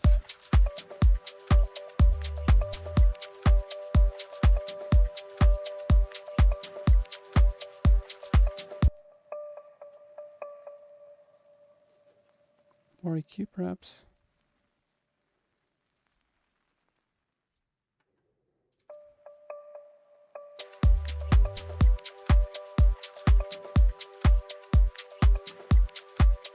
Take out those annoying little peaks here. See them here? Let me put them here. Here, these peaks.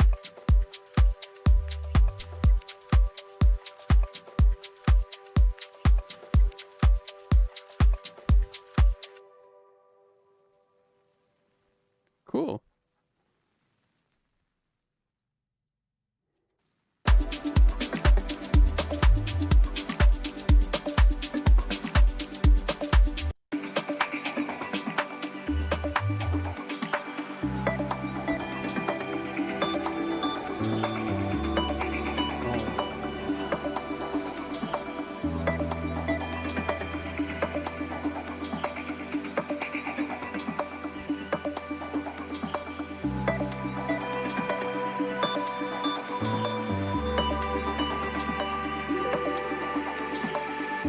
Feels like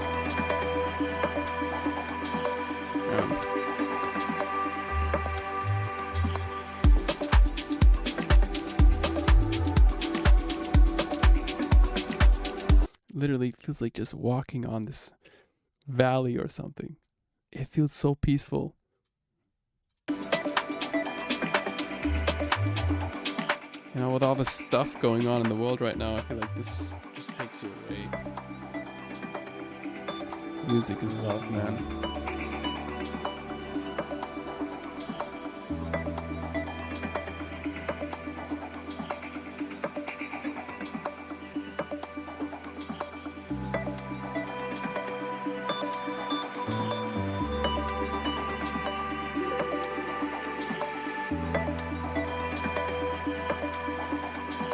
I want to try to recreate those, like, you know what I mean, man. The la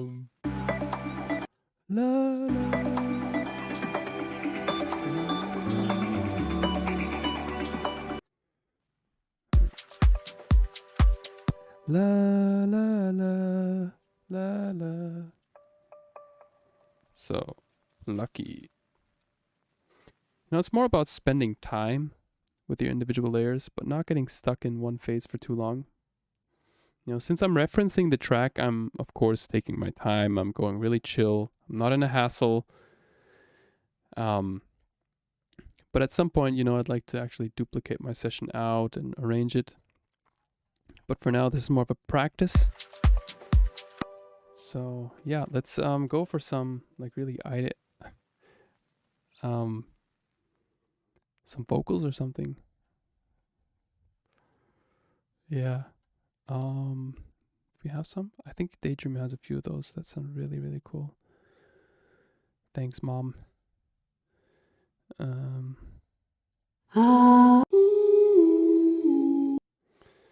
Yeah.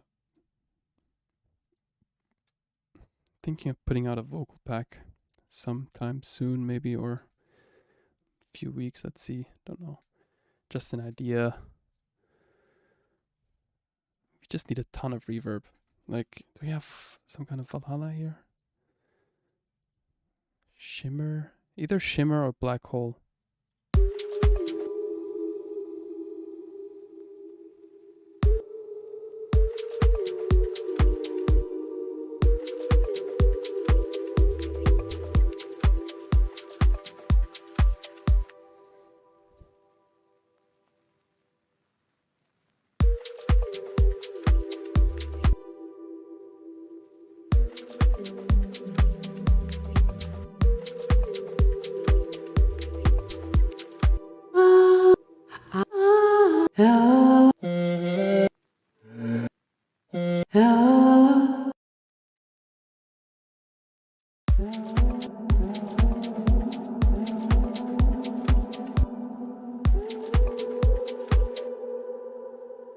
Three, four, five, six, seven.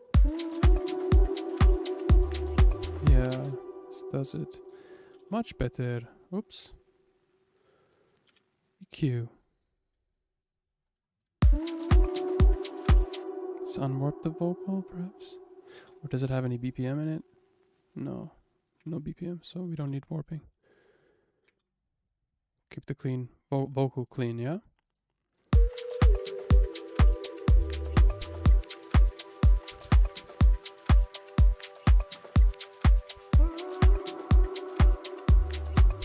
Oh, actually we need warping here because it makes it very chipmunky otherwise.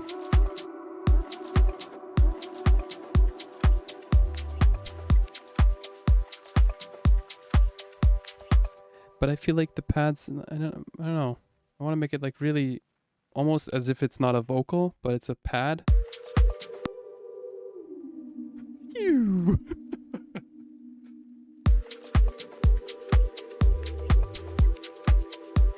You know, it doesn't feel like a voice now, but it feels like a... Yes. It feels like a yes. Then if I would have more vocals, I would, I guess, maybe take this one here. Yeah, this one's kind of tight.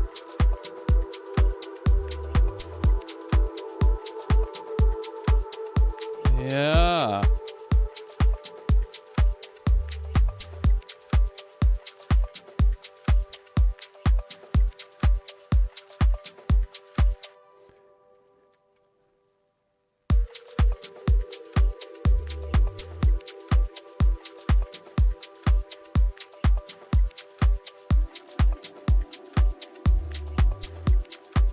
Ah.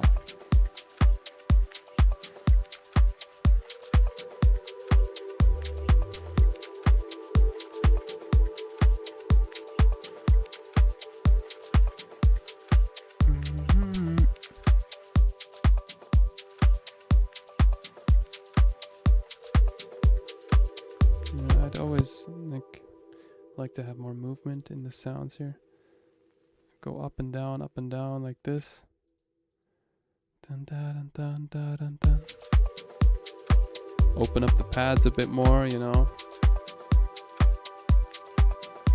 Movement. When it comes to making music, think in terms of movement and tension. Tension, release, movement. It's like life, you know, music is like life. Well, there's always, no matter what, there's always movement going on, always something going on. Can't stand still.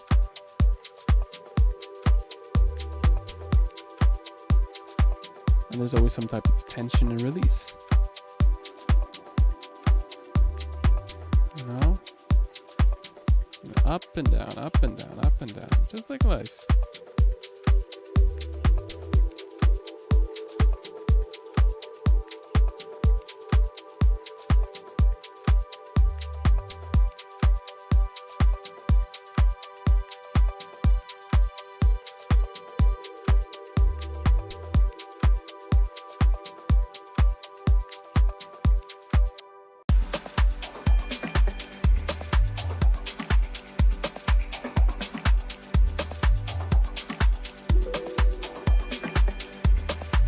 Harp. Awesome.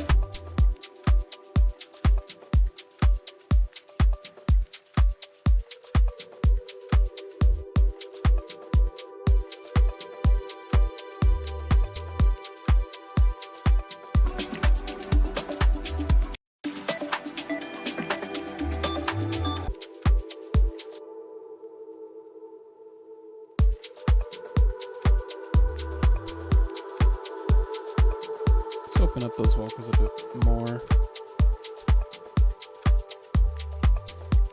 Add a few melodic fills in the background.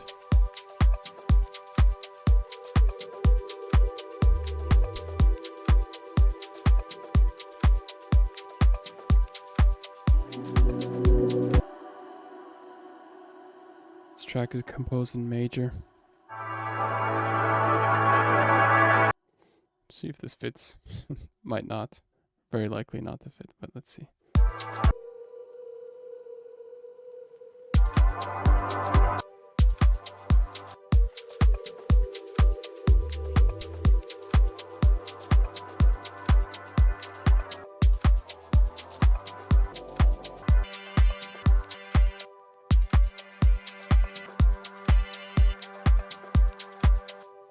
Maybe just like a background thingy.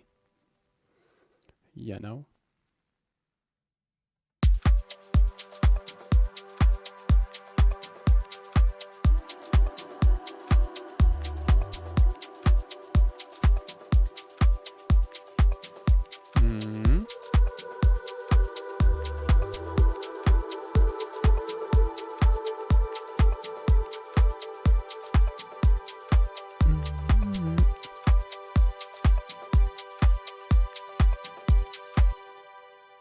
I want to resample these chords. See if I can make like a dirty layer. A dirty layer. You dirty layer. Okay.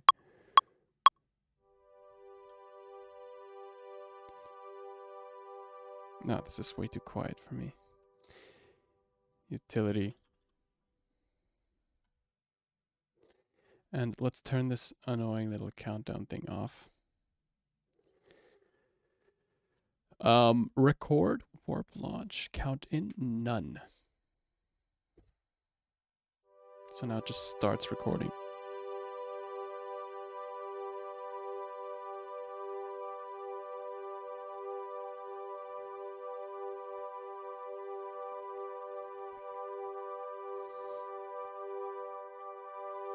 Cool, that's enough.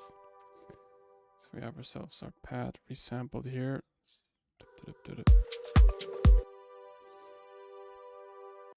So now we want to mess up this sound, right?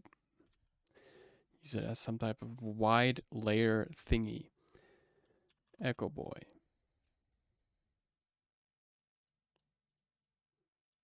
Junior. Junior.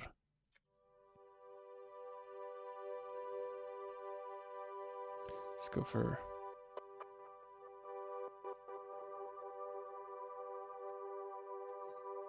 We do want to EQ out those resonances. We don't need resonances here. We're just gonna...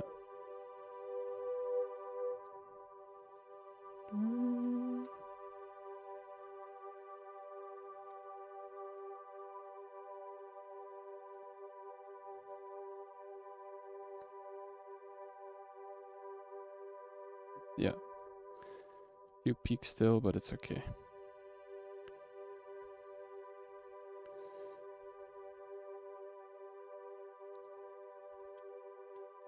Let's make it like really dirty. How do we... What plugins do we have in Ableton to make things nasty? Overdrive?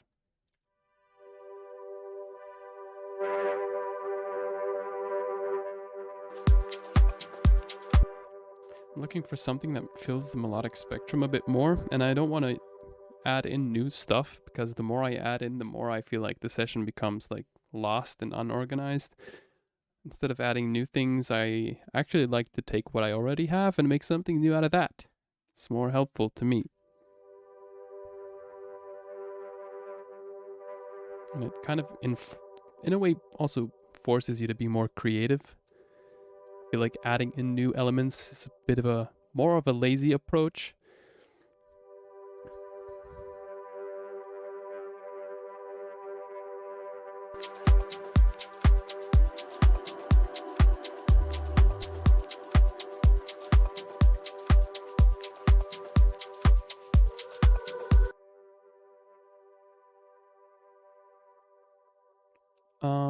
With EQ, there's this option to go into MS mode, like this.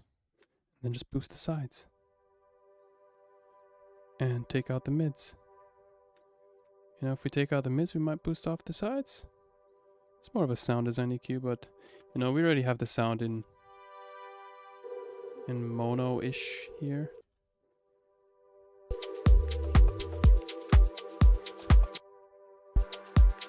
Sounds a bit more empty without it.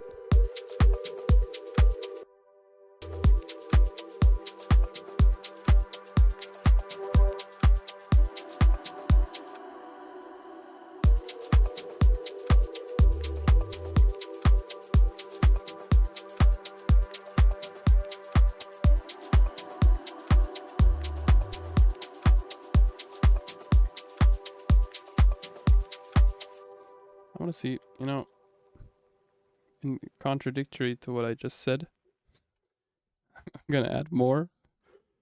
But I just want to test out if it works or not. You know, I have to admit, sometimes I'm lazy. Just sometimes.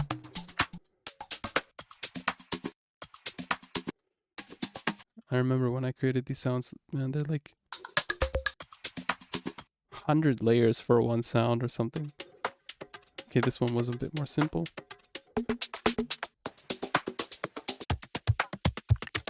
So weird. It's almost like a tribal African groove or something like that, mixed with some IDM glitches. There was this one perk loop. Oh, what was that? What was that? What was that? What was that? What was that?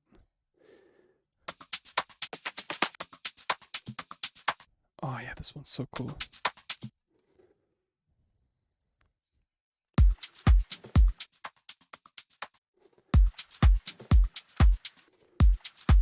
You know, at this point, using loops is okay, you know, because you've created most of the track using your own sounds. So you've built the creative foundation using your sounds, and you use loops as a way to just add on top. I think that's the best way to use loops. That's what loops are there for, you know. You don't have to base your track around a loop. You can base your track around your own sound by creating your own loops and just adding loops on top to kind of refine the track a bit more. That's kind of the same reason why presets exist. You know, you don't want to create a preset from scratch every time. You want to have some kind of assembly of stuff that's already, yeah, that has man hours put into it, or else you're gonna have to start each session as a sound design session, you know.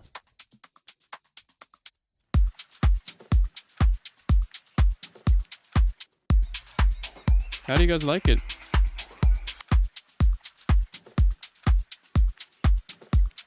Kind of happy.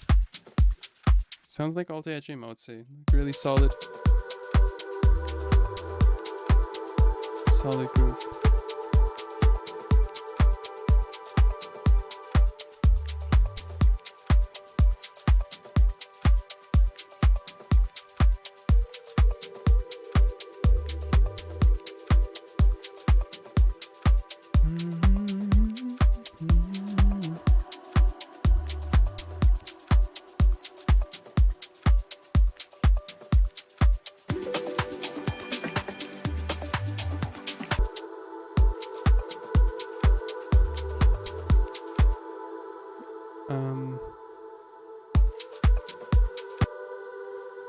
I'm going to create a I kind of want to try to make that little harp sound.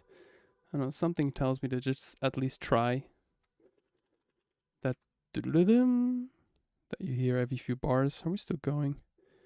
We are still going. Guys, you're sticking around. Thank you so much. Gosh, the stream really valued your tutorial you made, and it was great seeing you with PML recently too. Thank you so much, Marcus. And how are you today? Last live was awesome. My last live was awesome. Thank you so much. Man, I'm doing fine today. I'm, you know, testing this whole live stream thing out. It's fun. It's definitely fun. I like doing it. Yeah, it just offers me a bit more freedom, I guess, to just do whatever the bridge whatever the fridge I want. And kind of still at the same time offer you valuable insights. Kind of got a voice crackle here. But yeah, let's keep going here. Doodle-din, you know? Doodle-din, something like that.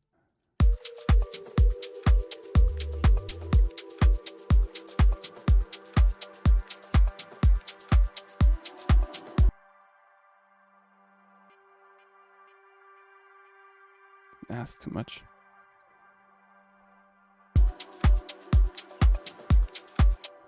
So what are we trying to recreate now?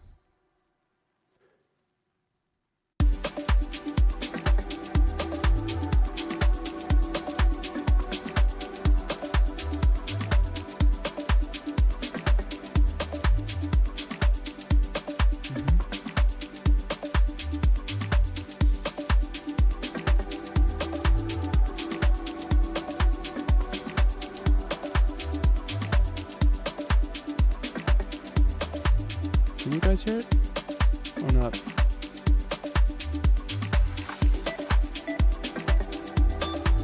Or is it?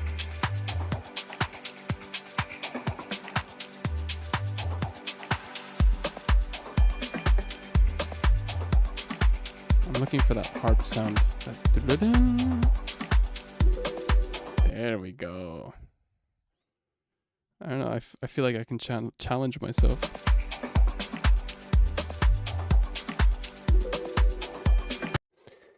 So, you know, if there's a sound that I like, I just try to recreate it as best as I can.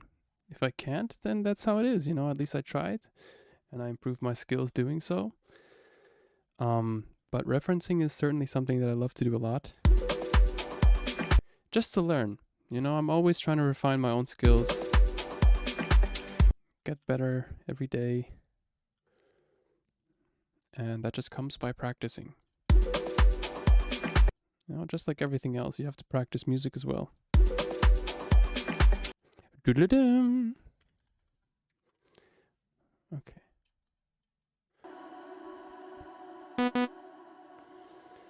Alright, that's the sound here. It does sound like a bell, so we could stick with the bells here. And it does sound like there are no high frequencies in the sound.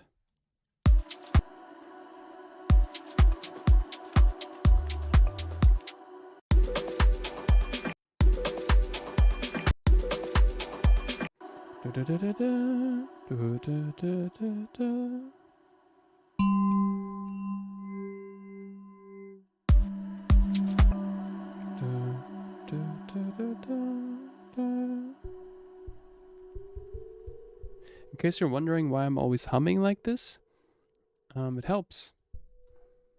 It helps me find the notes. Much easier to, like, I guess, hum it out. This is something that I learned from Skrillex during one of his live streams as well. He hums out his melodies. By the way, he's releasing a lot of new tracks at the moment. Awesome tracks. You know, I do listen to other genres as well. Organic House is just my favorite one to produce. And I guess the one that I feel most in touch with. That comes from the heart, from the soul. You know, there's other genres that I listen to a lot. Let's take out the low end here. I don't know if this is the right sound. Da-da-da-da-da.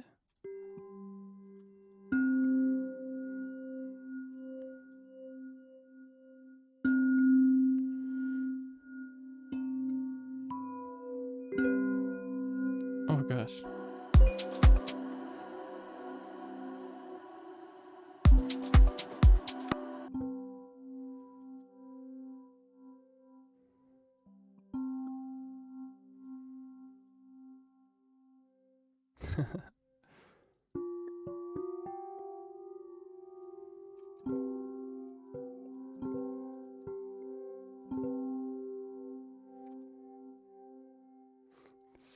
isn't really anywhere near the original sound, but it's okay.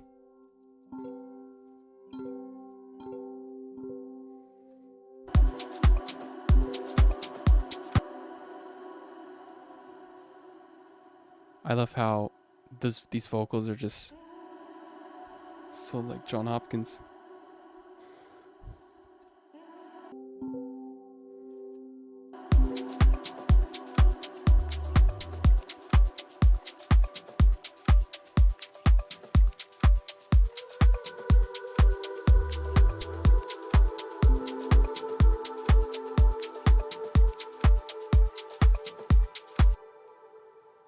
Maybe we can just double it up here.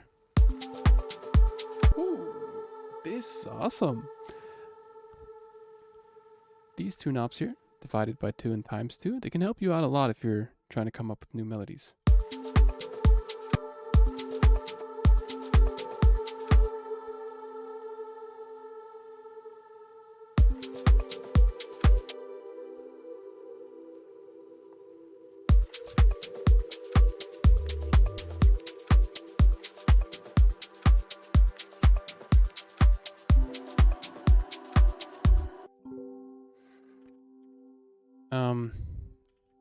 Okay, I'm gonna freeze the first layer so we actually save a bit of CPU.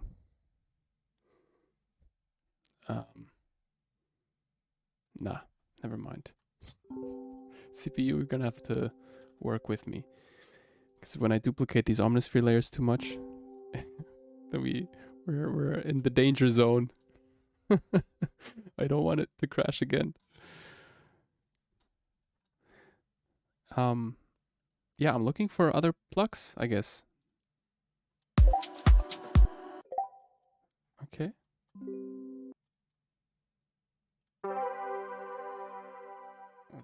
Not now, please.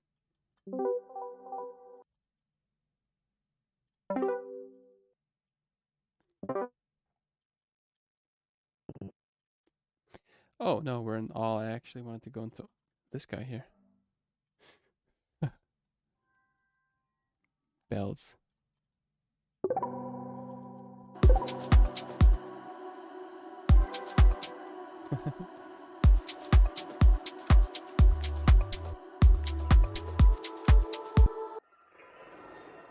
Nice background sound. Trippy. Oh, that's so cute.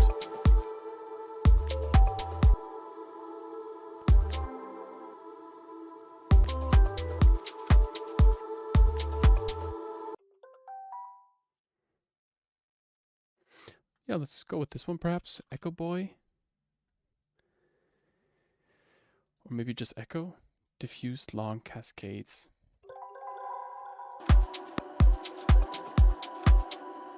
Interesting.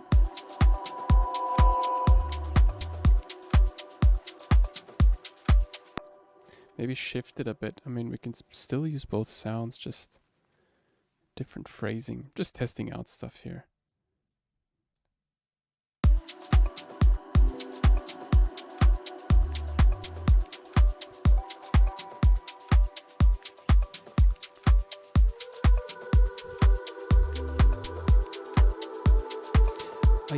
I feel like these notes are so like beautiful. You can make something more interesting of them. Make them like stack on top of each other so it sounds like a chord. But we're gonna need some plugin that helps us out with that. I mean, there's some decent delays that do a fair job, but recently I've been using this plugin a lot, Echo Boy Jr. from Sound Toys.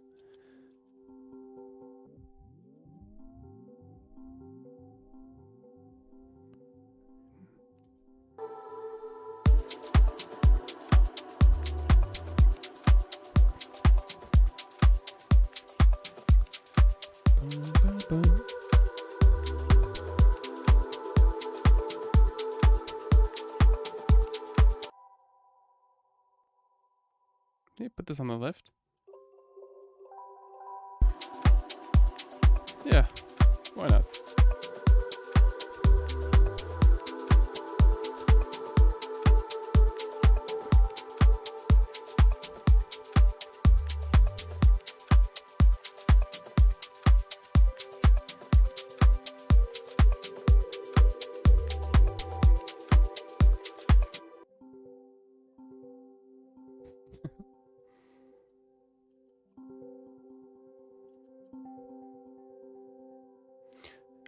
8th dotted delays, one of my favorites.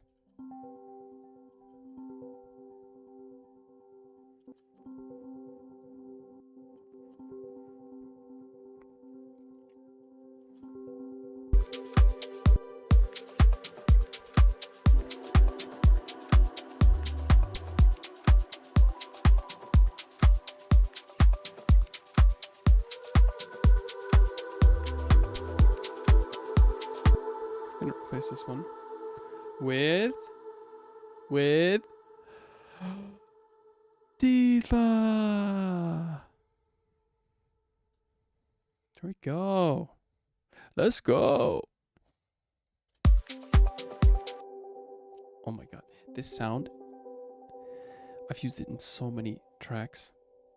It's like you add it in, it right away sounds good. Right away.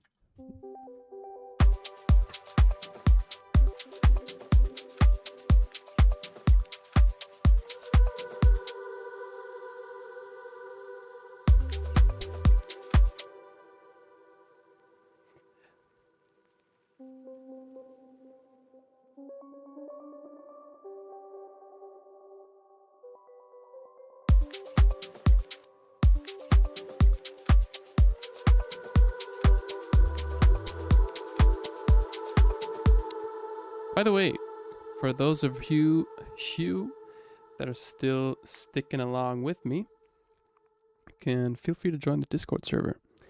I'm actually gonna open it up real quick so I can share a few sounds with you. You can share some sounds with each other, with me. Feel free to enter that server, guys. It's free. It'll cost you nothing. You know, we already have a bit of a community going on here. So, yeah, let me share this invite link with you. Dismiss, invite people. Hidden. Cape. Yeah. My gosh. Discordo. You can use this invite link to join the server. And, yeah. Share a couple sounds, I guess.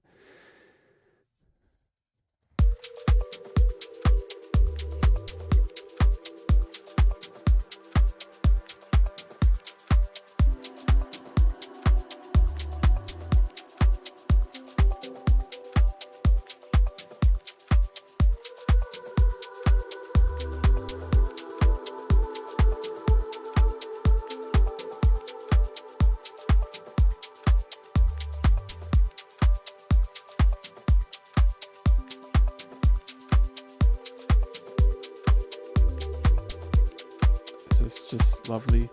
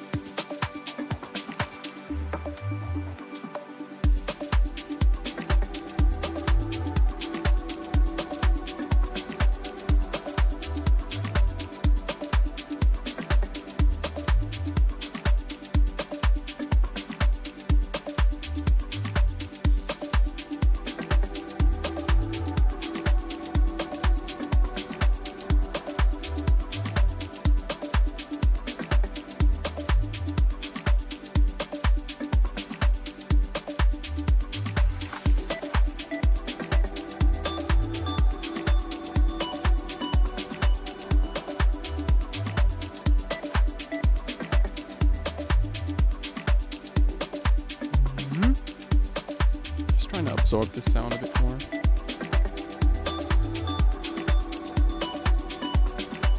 Stretch it a little bit.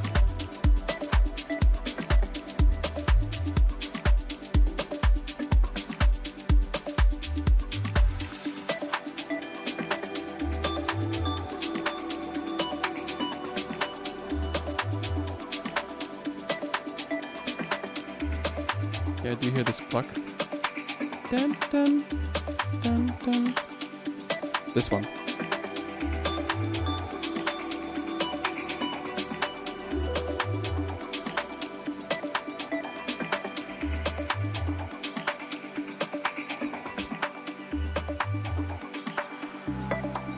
Oh.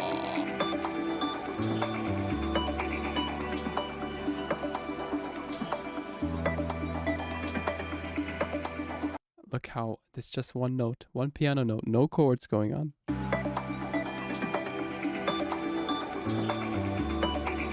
But it acts as a bass line.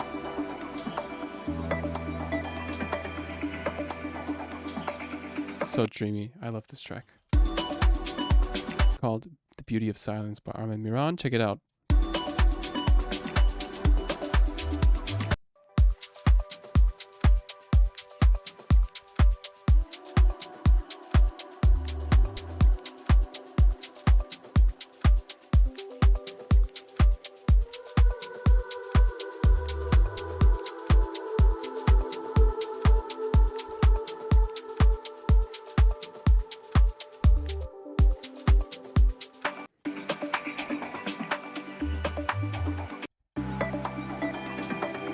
Gonna take out the kick here.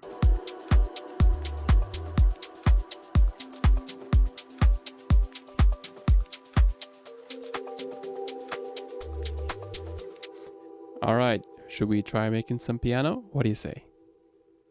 What do you say? Oh, I keep on clicking on the wrong button. Okay. Piano? Yes? Should we?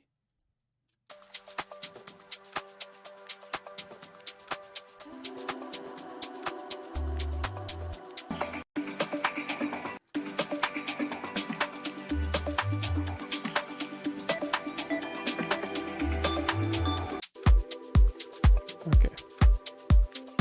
Let's just do it.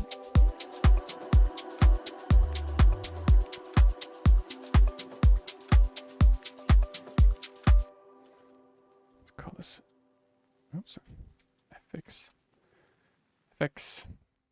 And then save the session. Remember to save. You never know when it crashes. It's always good to have more backups. And then let's create a MIDI track. Make this like really bluish. And let's hear piano, assign it a group. And now, I think this is one of the last things that we'll do before we end the setting. Let's see.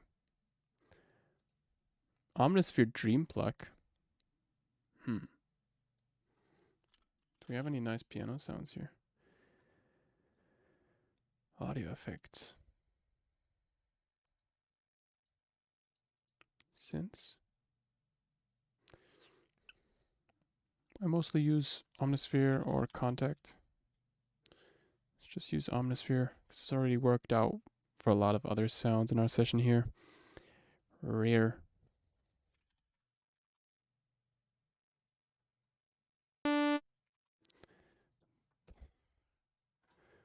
So, keyscape. Dun.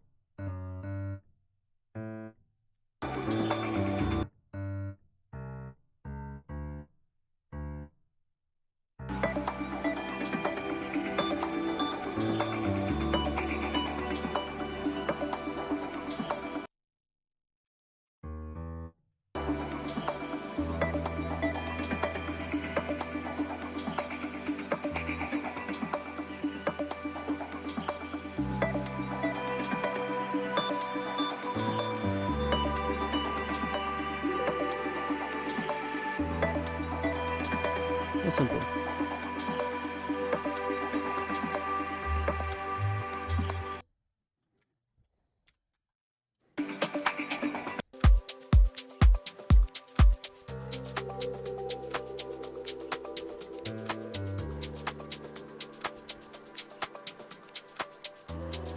Just make the notes fade into each other and choose another piano that's maybe a bit more draggy. If that makes any sense.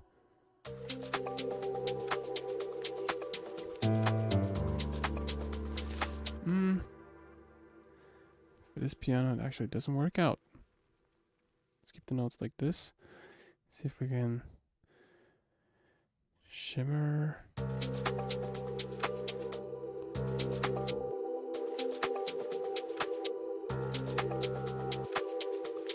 Some overcompressed piano, dark score. It's the Hans Zimmer piano.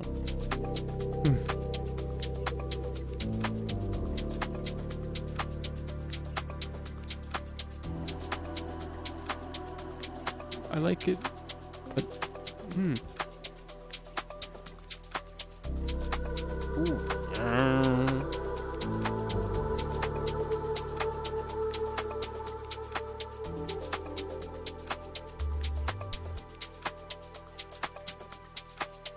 I don't know if you guys paid attention, but I think the last, pay attention to that, the bass. It's a bit different.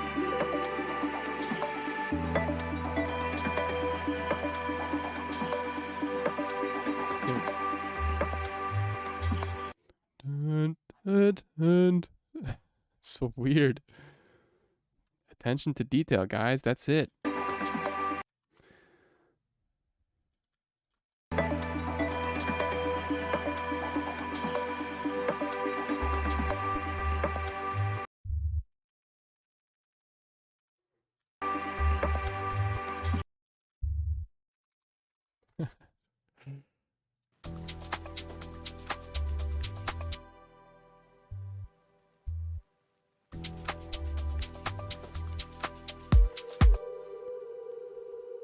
It's not the exact same piano. One's a lot more like heavy. Ooh-ah. This one's a bit more light.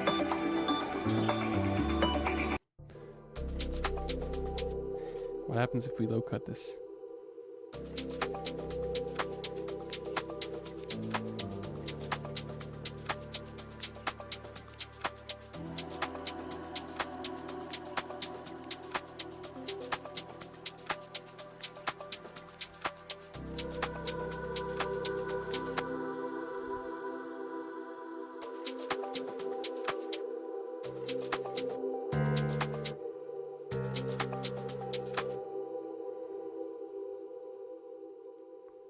Cool. We're still going. Thank you so much for sticking around. Everyone who's there.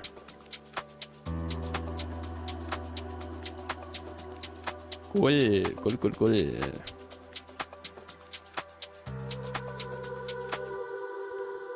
Softest. Let's go with softest.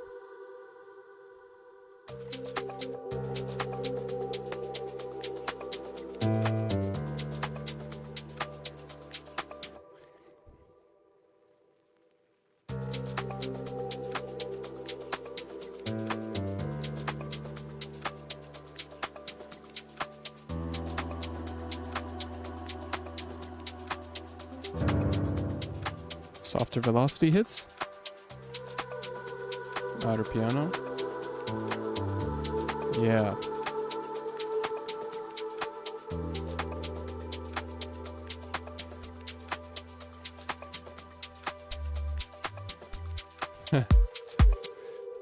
Nice. And how does he drop it back in? Just dropped it back in. Okay.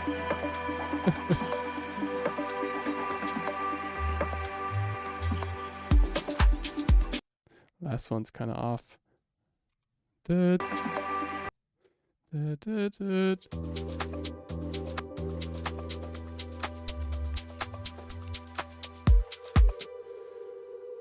he? How does he?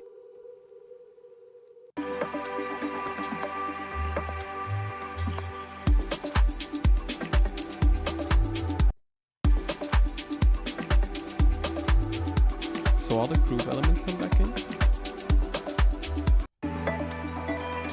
It's a major sweep.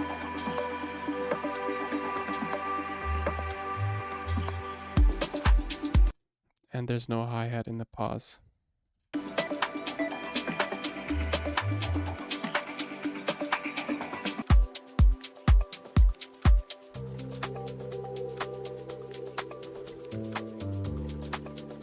can probably create some nice chords. Like if this were my track, then I'd probably add some chords that maybe fit to this root note of the piano here.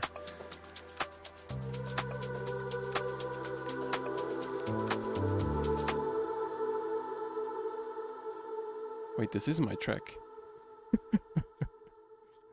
What? But yeah, if I weren't trying to recreate the track, then I would probably add some chords like, oh, let me reduce the volume before I go crazy here. 1, 2, copy, paste, 1, 2, 3, 4.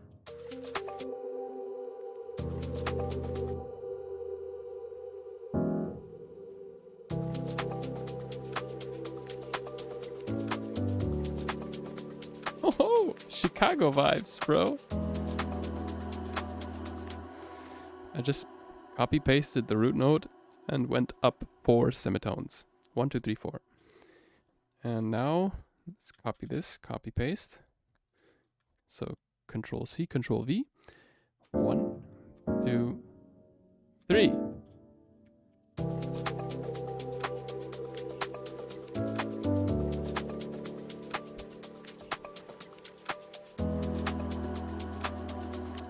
Now we just have to readjust the notes. So first chord is perfect. Na, na, na, na. Na, na, na, na, na, na.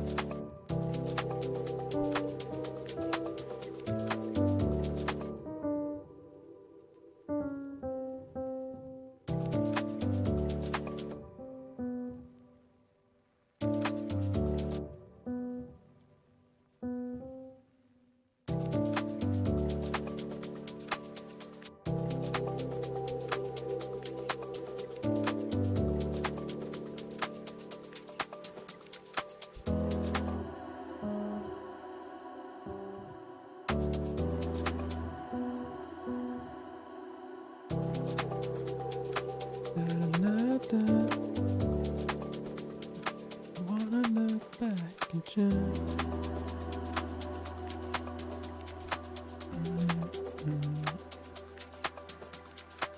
We can delete this. So 7, copy paste. Take all of these again. Copy paste. Copy paste. 7, 8, 9.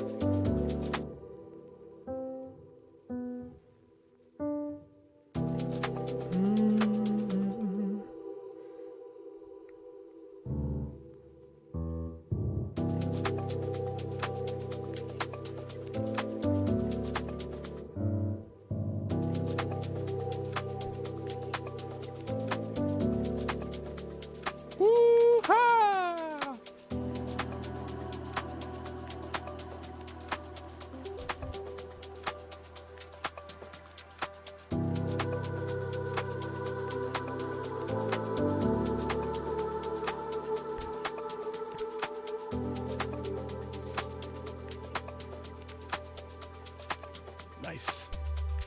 So if you're working with chords, I highly recommend you work like this. So you have the root note that you come up with naturally. Come up with a progression, just, you know, best tip ever. You want to come up with chords? Just come up with chords. I'd start off with the root note and I'd copy the root note. copy, right? I'm hitting Command C or Control C. Now I'm hitting Control V. So it's basically pasted, and I can move it up now using the arrow keys. Arrow. So 1, 2, 3, 4. Or 1, 2, 3, depending on if you're in minor or major. Then you can pitch it up an octave. So hit Shift arrow up. And then you can just play the chord, see which note kind of resonates with you, which one doesn't sound as good, and you can start like dragging the note up and down. And then you can start hitting Control C, Control V, and then going 4, right? We went up 4. Now we go 5, 6, 7. So that would be our 5th, right? So root note here, suckalicious.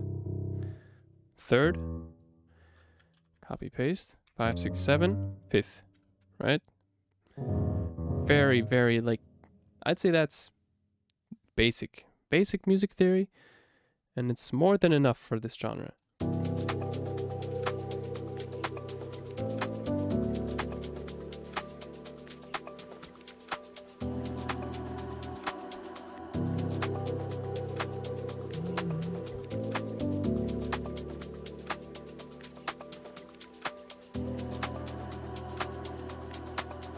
You still with me? Cool. Hey guys. Bilal. Hello guys from France. Greetings. Nikolai. Yeah, Nikolai, I'm making music. Thanks for tuning in.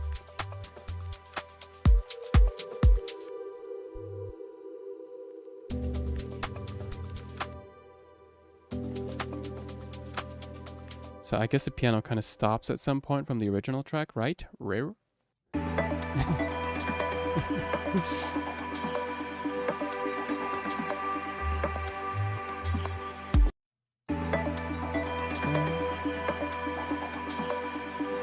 Yeah. Fades out. Oof.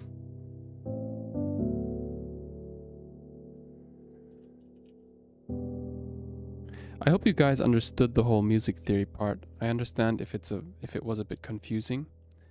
I guess I can make a tutorial on this later on.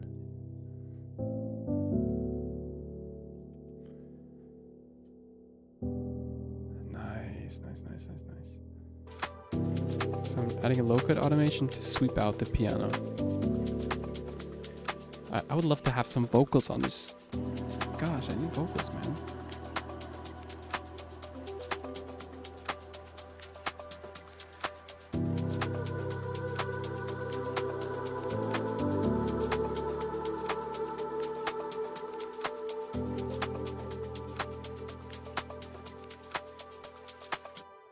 Yeah, kind of like take out the bass from the piano.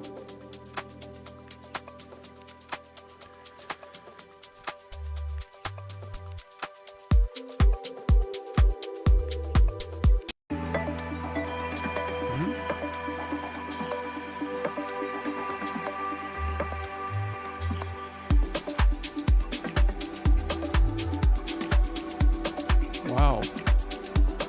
How does he... How?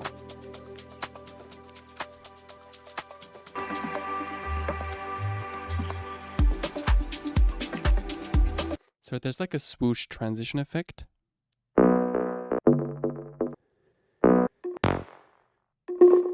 Oh, this is a really nice like dark techno sound. But yeah.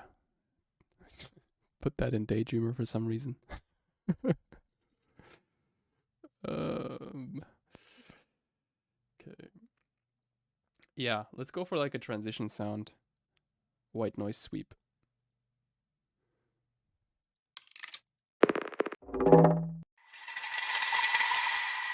Maybe add this to the background. I guess it'll help. Add this to our effects layer here. Tune that down.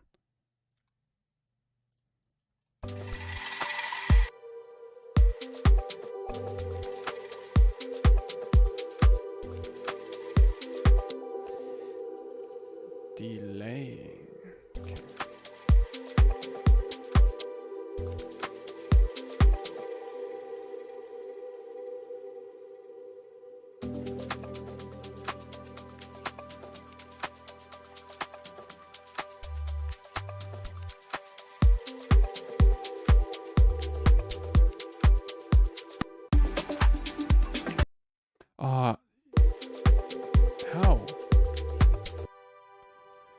just drops in, like, it feels like a drop, you know? It feels like a release. On my track, it sounds like tension, tension, tension, tension. You expect something to come now? Uh-huh, uh-huh. And it's like back to the intro.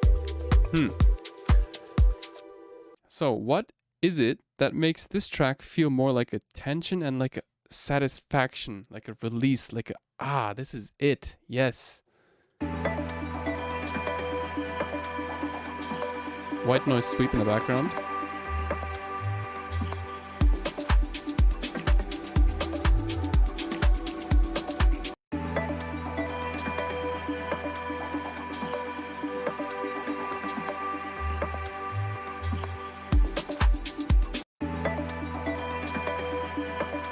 Definitely less percussion going on if you compare that to my track. Now I know why. How about we do a bit of automation here? Wait, are these even on? Barely. But it's okay.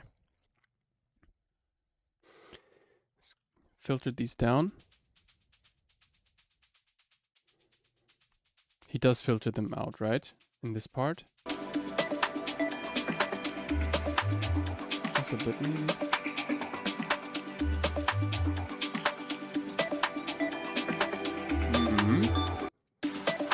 You can hear those shakers going into the background now. Pay attention.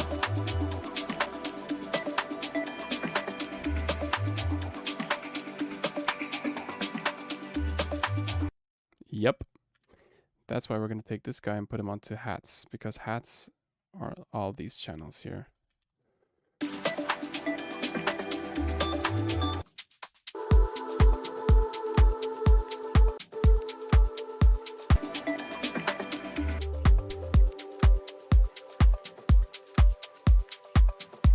don't know if we should blend them out just yet. We do need to take out the hi-hats and the claps at the same time. So the claps, 2.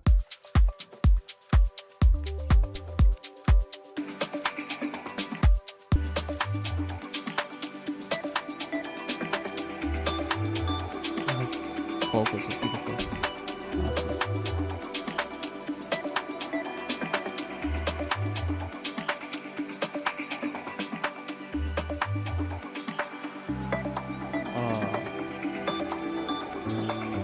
German, we would say herrlich. Herrlich. Beautiful.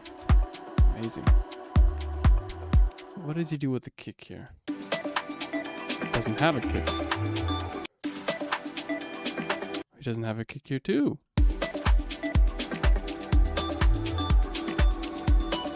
Pay attention to that.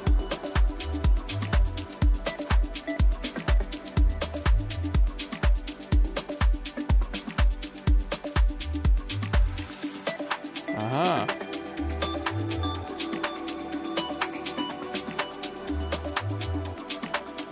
Slowly fading out those elements. What happens with the clap?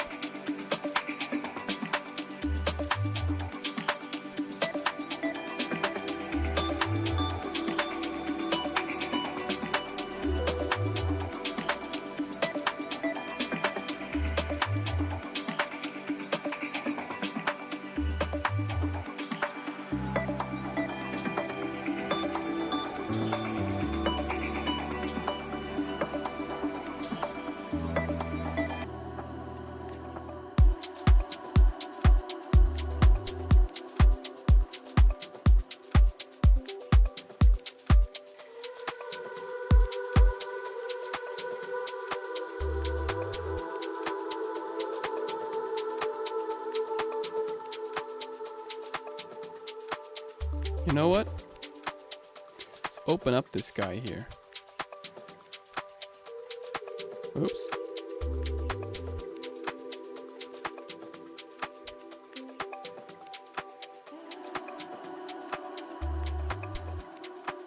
Are we too... This sounds a bit empty. Ooh, deep.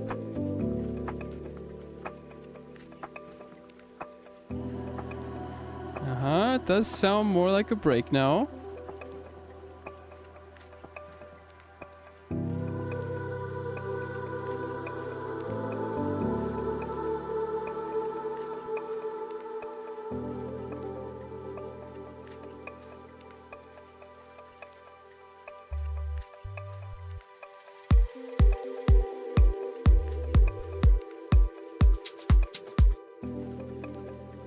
Pay attention, let's compare that. There's definitely more melodics here.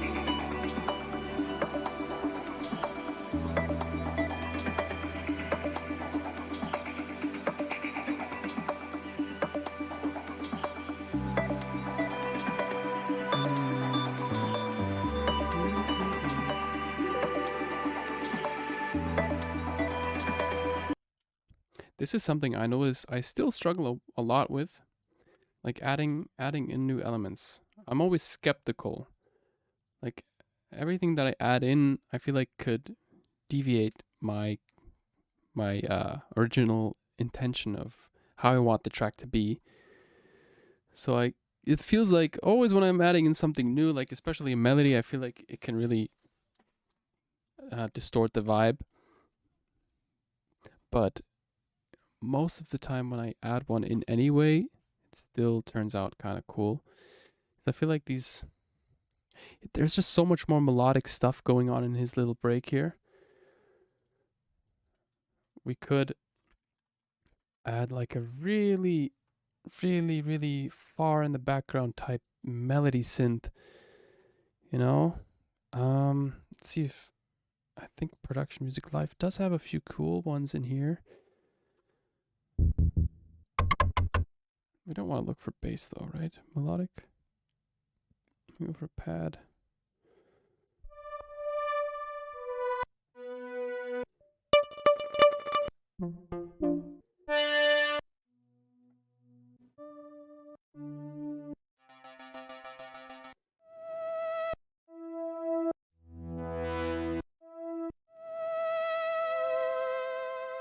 Maybe. Let's see.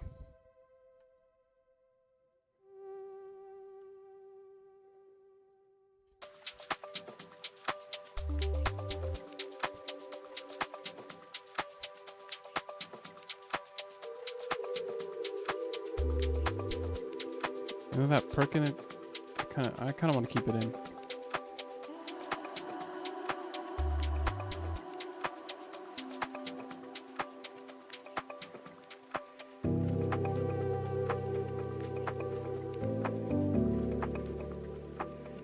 Maybe we can follow along with the chords. Select these two. So I'm hitting Control to select both of these. Now I can Shift and Tab so we can move into this panel here. And we can focus in on the melody.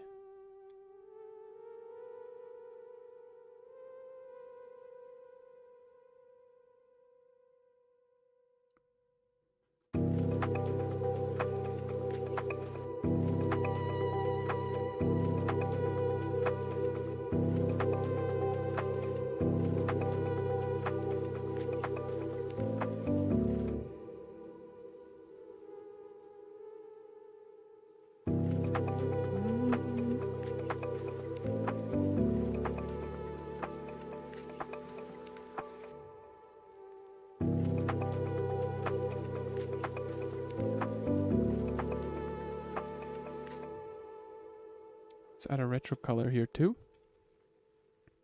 Yeah. Take away the noise, add some dirt.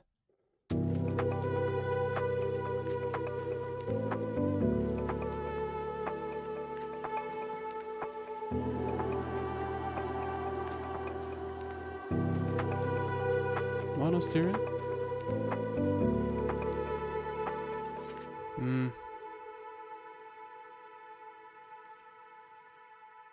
It's not the right reverb.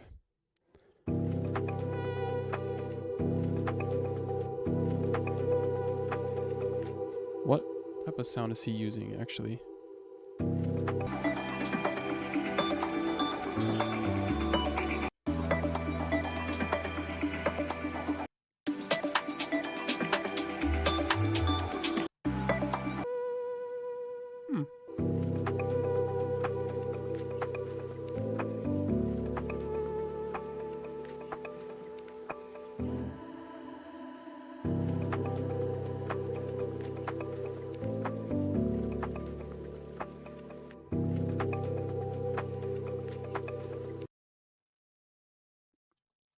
Hello? Okay. That's awkward. Isn't it working? There we go.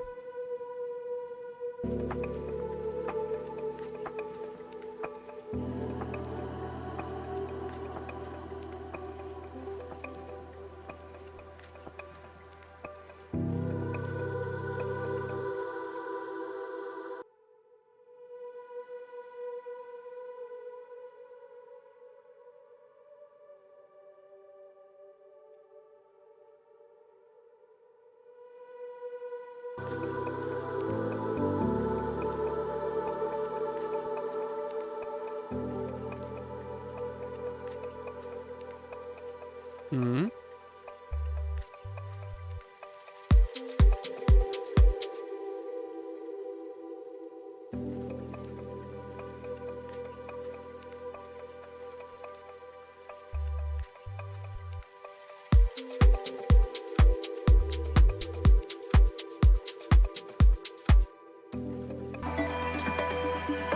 Mm-hmm.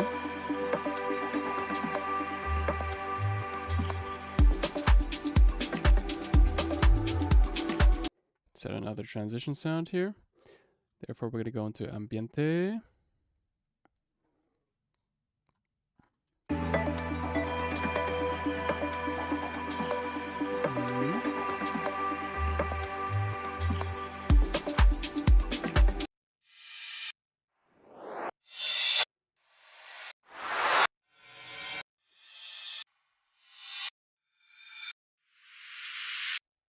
Yeah, let's go with this one. It'll serve the purpose.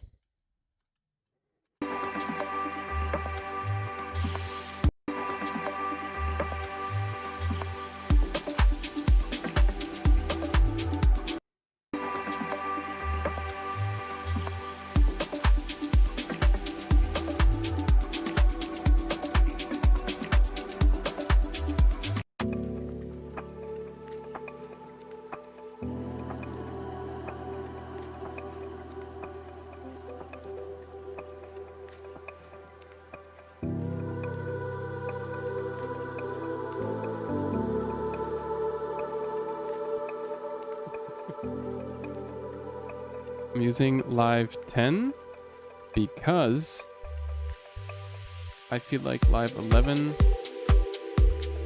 has a couple of features that are cool, but I actually use Live 10 most of the time before Live 11 came out.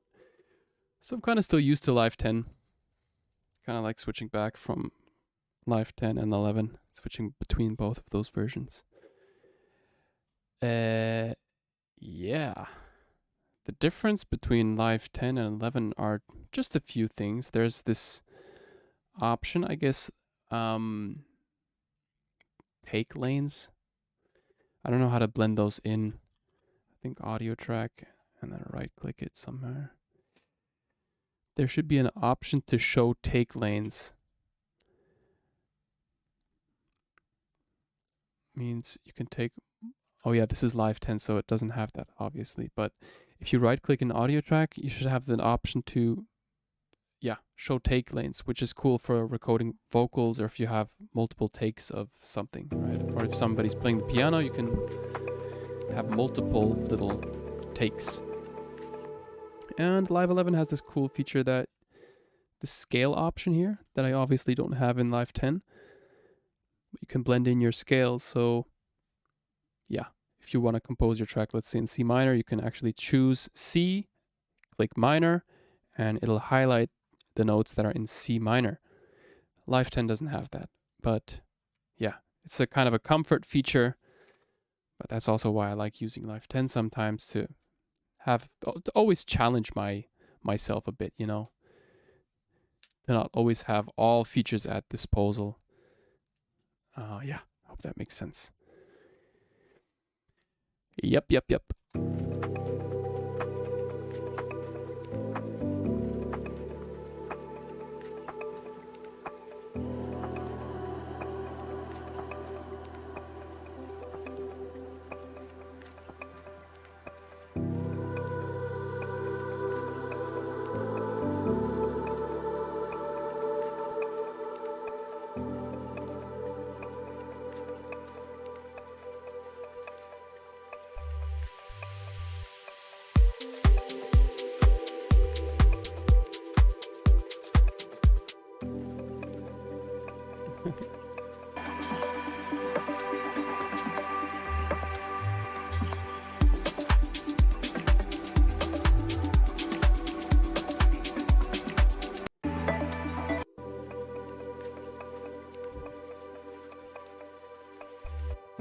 Yeah, definitely add like a, you know, like that melodic element that carries into the drop. I feel like that's missing right now.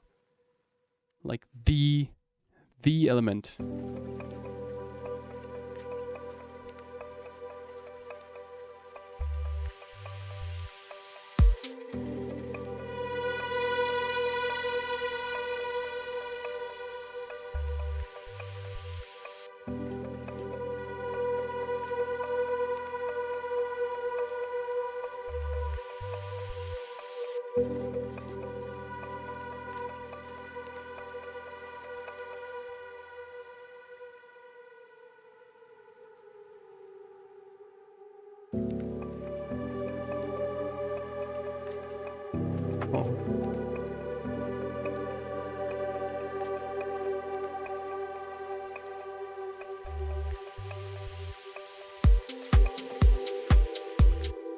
You know what? Let's just add.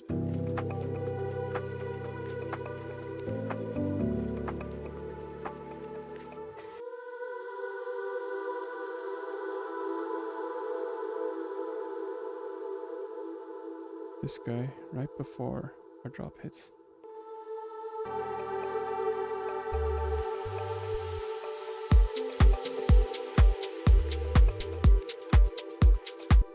I feel like for this track we could actually kind of take the piano and just put it in here.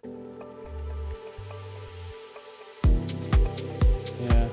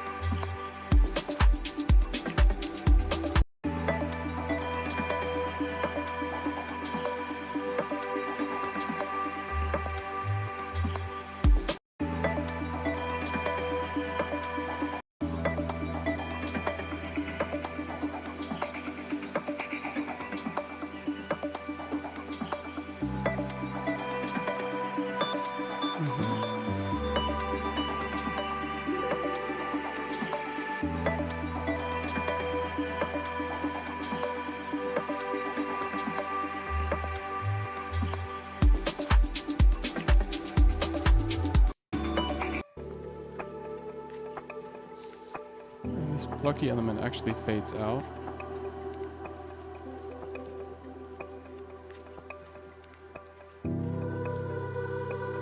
Like this.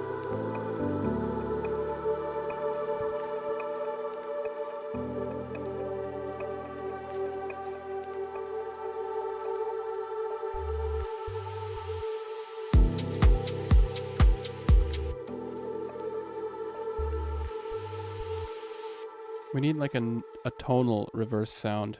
So we have a non-tonal one like this. Without any tone, right? But we could use one with a tone.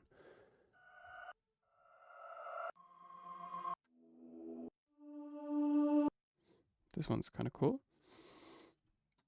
Pitch it up a few semitones.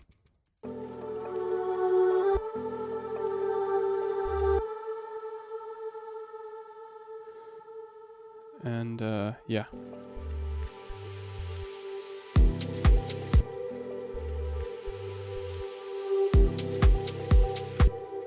Echo Boy Jr.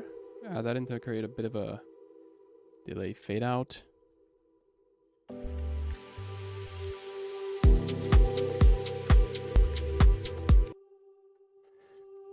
Add some EQ to take out those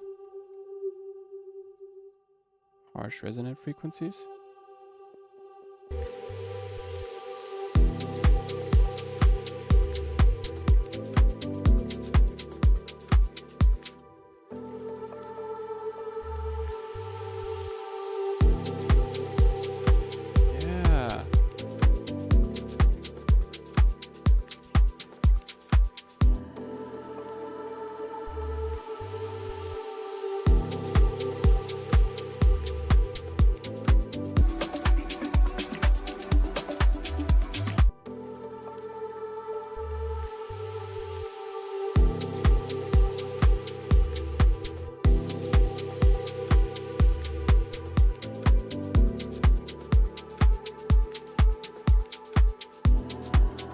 one thing that I'd like to add before I go. Or I leave the stream. That's what I said like 10 hours ago. Got lost in Ableton again. Voila.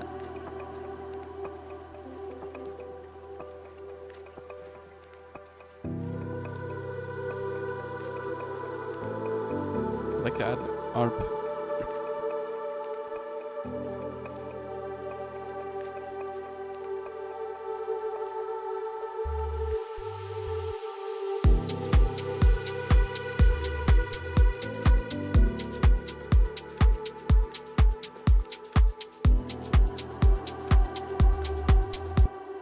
So I copied the melody from this plug here, and I added it into a new layer now. And what I want to do now is create a new RP pluck. Some kind of like little, I guess, ARP that follows along into the drop. Oh my gosh.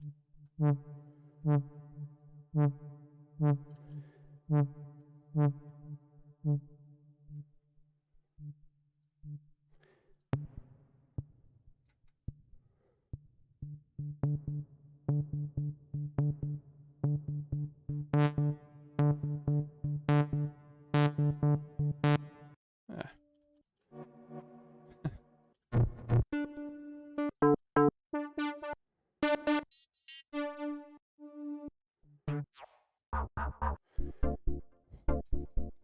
Oh, Chicago. Oh, it's even called Chicago. Chicago. Chicago. Crack pipe organ. Dude, whoever came up with these preset names. What even is that? Crack pipe organ. Ah, okay, it's a legit thing.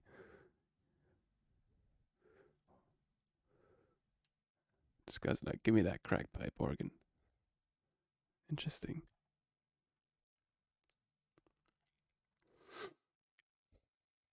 Okay.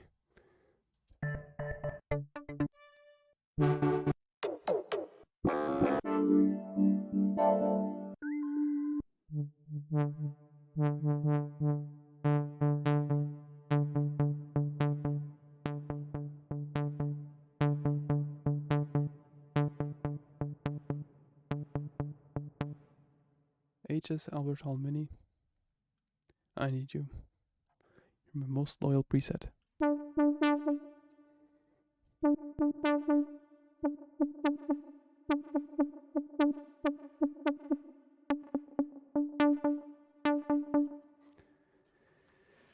Yeah, something like this.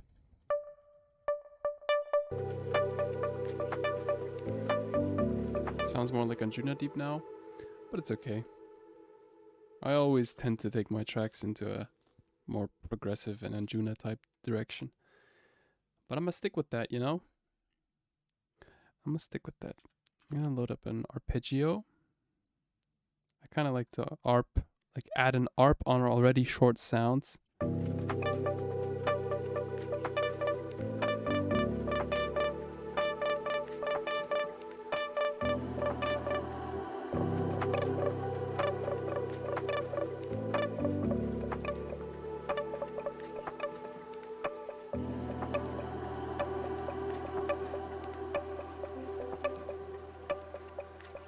Okay. Not working for this. Add like a black hole reverb.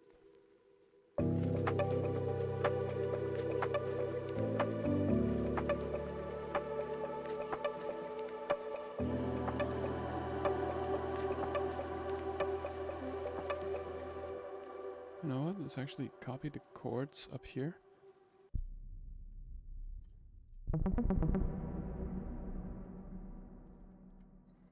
Add in a pitch MIDI effect here.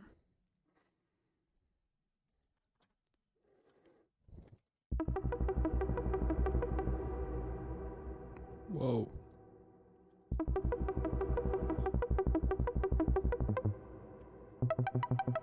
It's like, sounds like an Odessa track or something.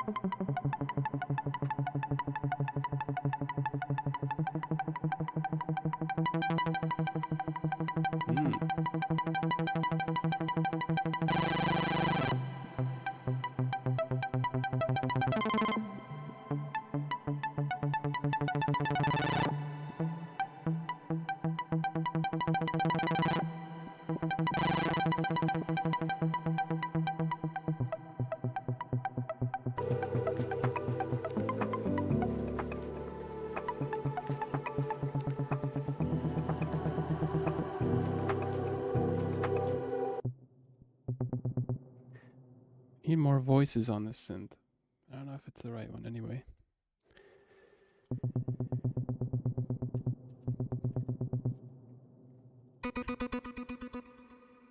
Hallo. Ich nehme gerade auf. Ich komme gleich. Ich komme gleich.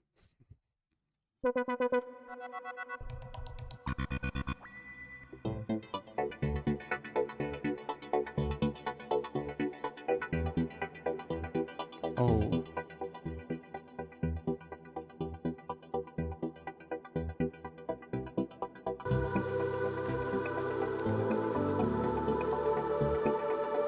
Chord trigger.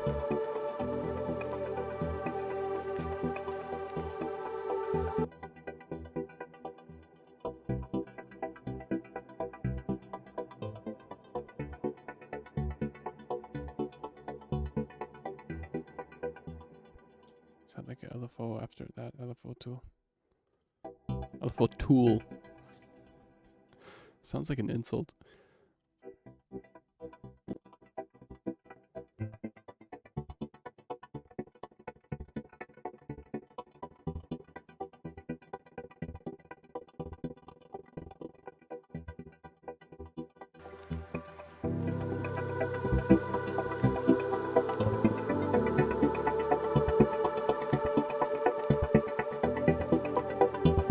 At this point, I'm taking the track into a completely different direction, right? It's like really progressive now.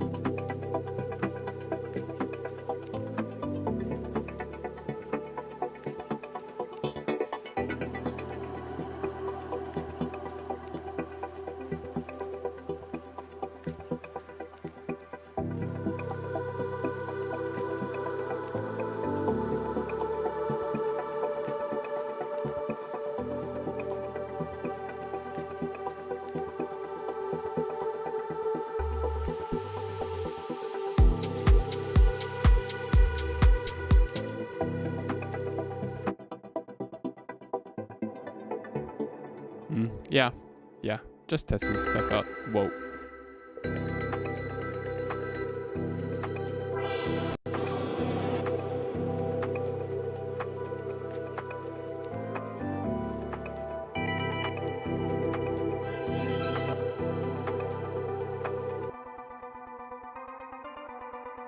Ooh.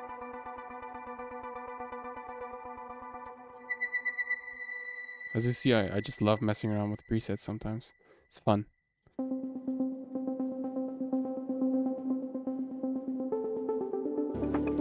Ooh.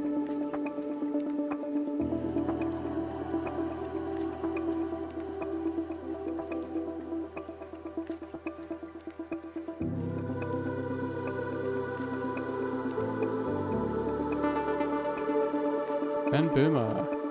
Moin. This is Ben Böhmer.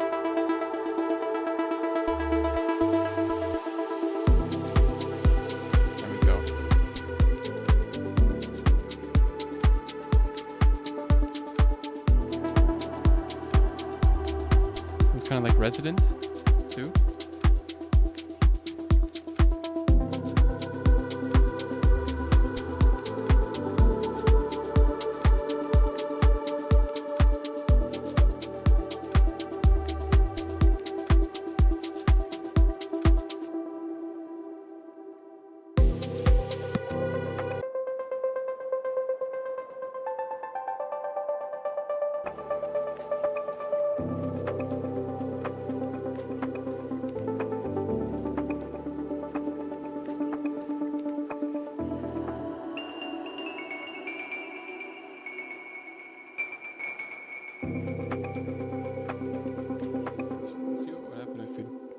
chord trigger, but put it on.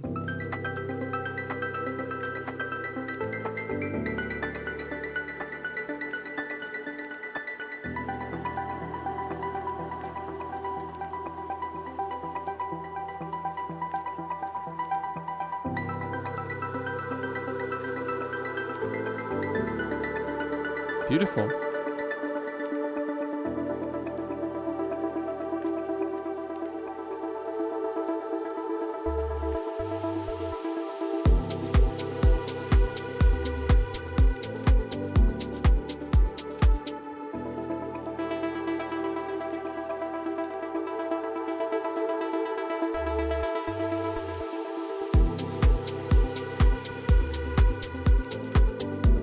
All right. I've done what I wanted to do. Got my practice in. Just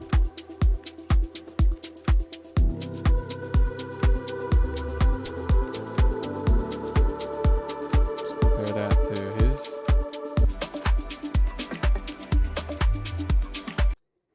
Right here.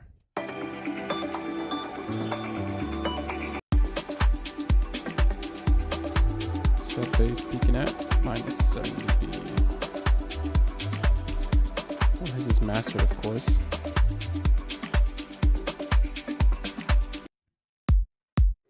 We're peaking at -20.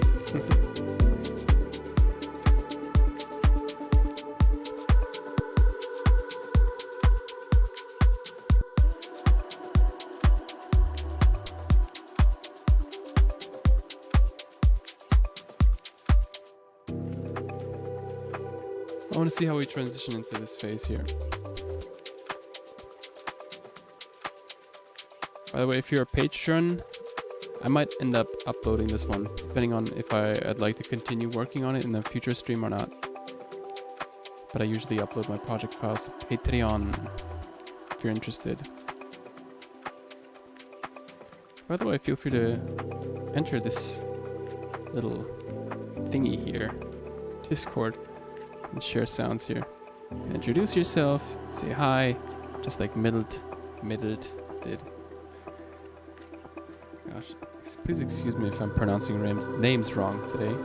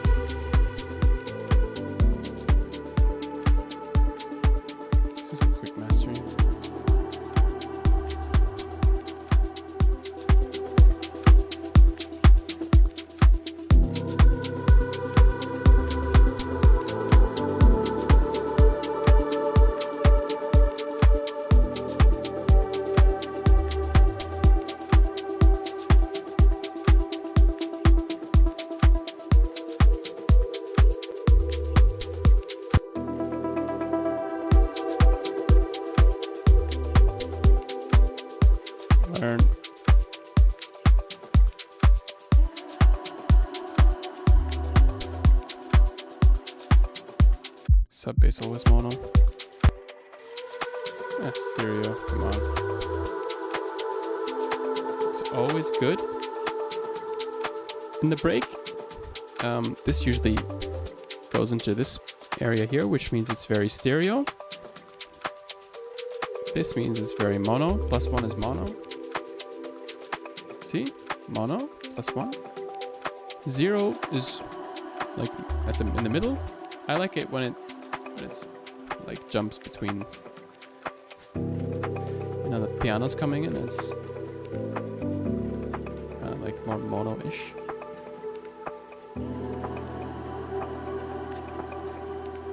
No, it's actually really stereo.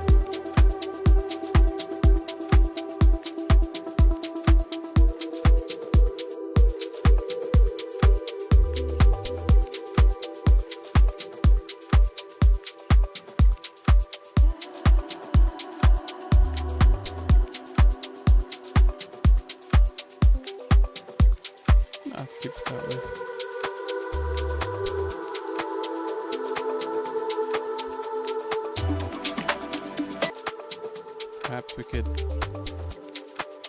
There's a plugin that I like to use for mastering. It's called ADP, PR adapter, metric AB. Sometimes it works. And I take the track and put it here. Now this is my reference track here, right? Did I take the full track? Yes, I did. Gosh, excuse me if it's so loud all of a sudden. Let's reduce the gain here.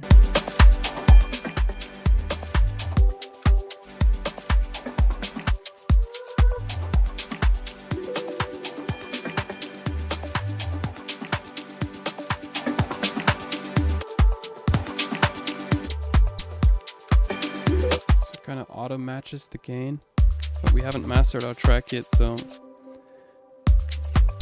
you know, lets you see the spectrum here, lets you layer those two channels, lets you see where,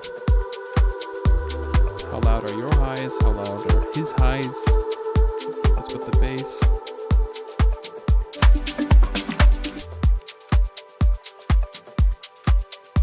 How's the stereo looking? So red is his track, blue is my track. Loudness.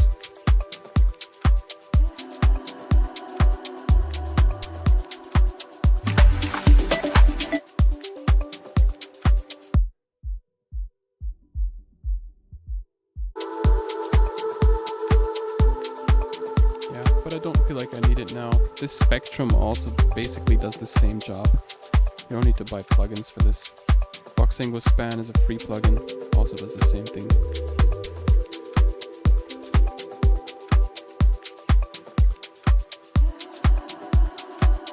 Sounds like a tape or something, make it a bit more nasty. Gritty.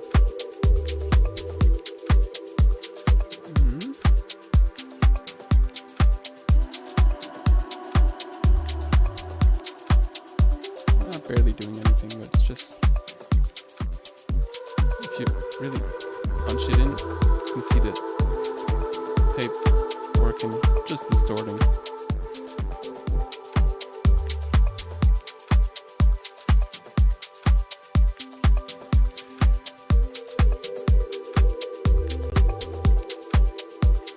Multi-band, mastering.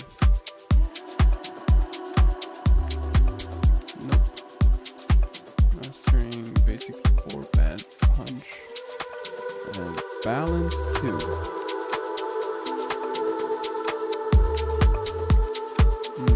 Taking away too much bass.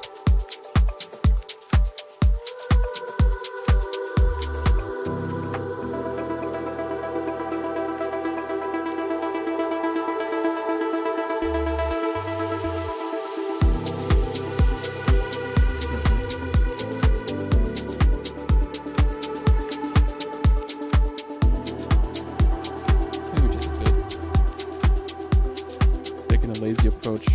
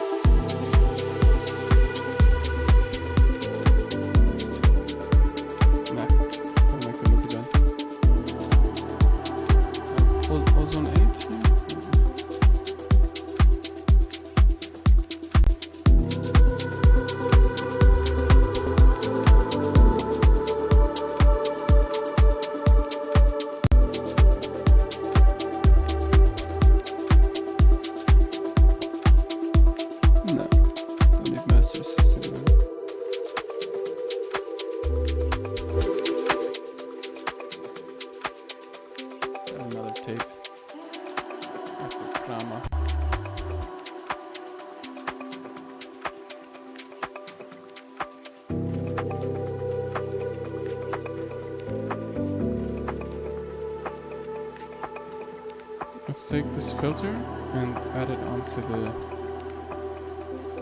Where's the noise? The birdies. Noise group 2.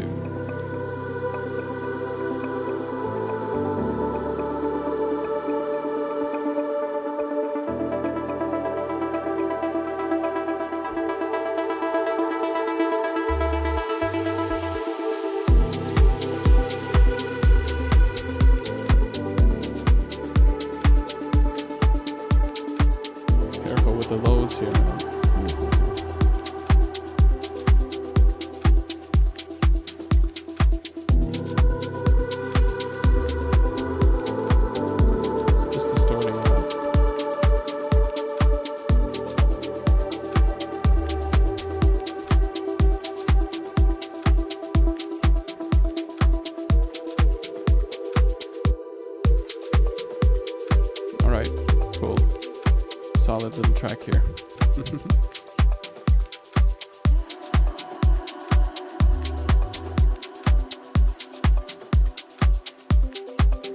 One mastering.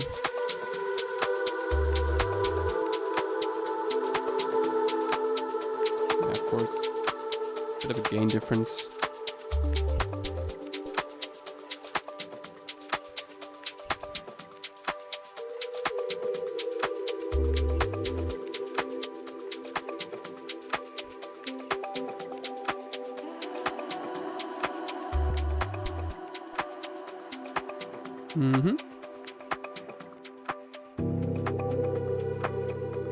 Added a bit more highs.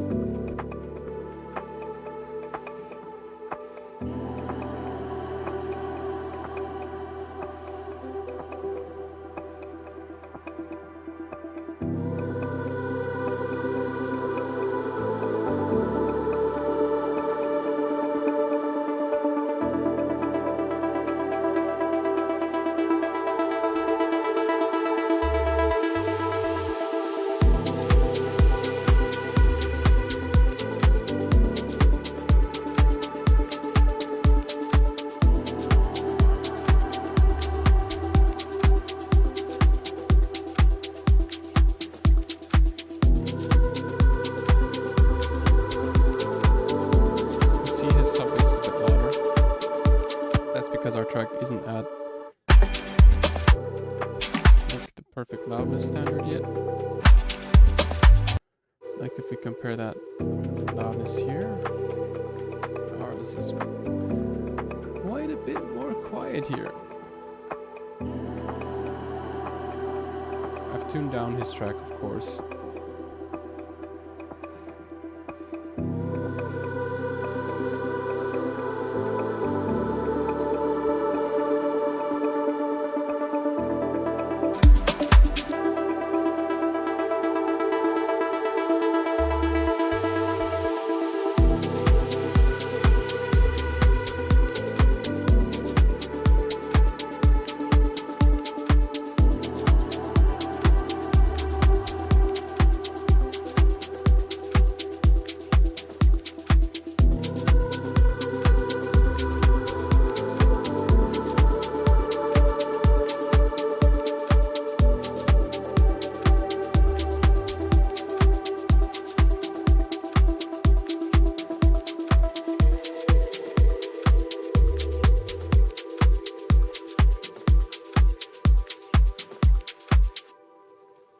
All right, cool.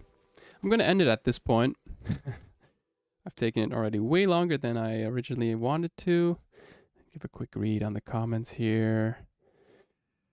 Thanks for the feedback. I should have read that a bit earlier. You'd love to hear a finished version. That's nice. Thank you so much. Thank you so much for tuning in, Carsten. Thank you, Marcus, for wishing me a nice night. I wish you all a nice night as well.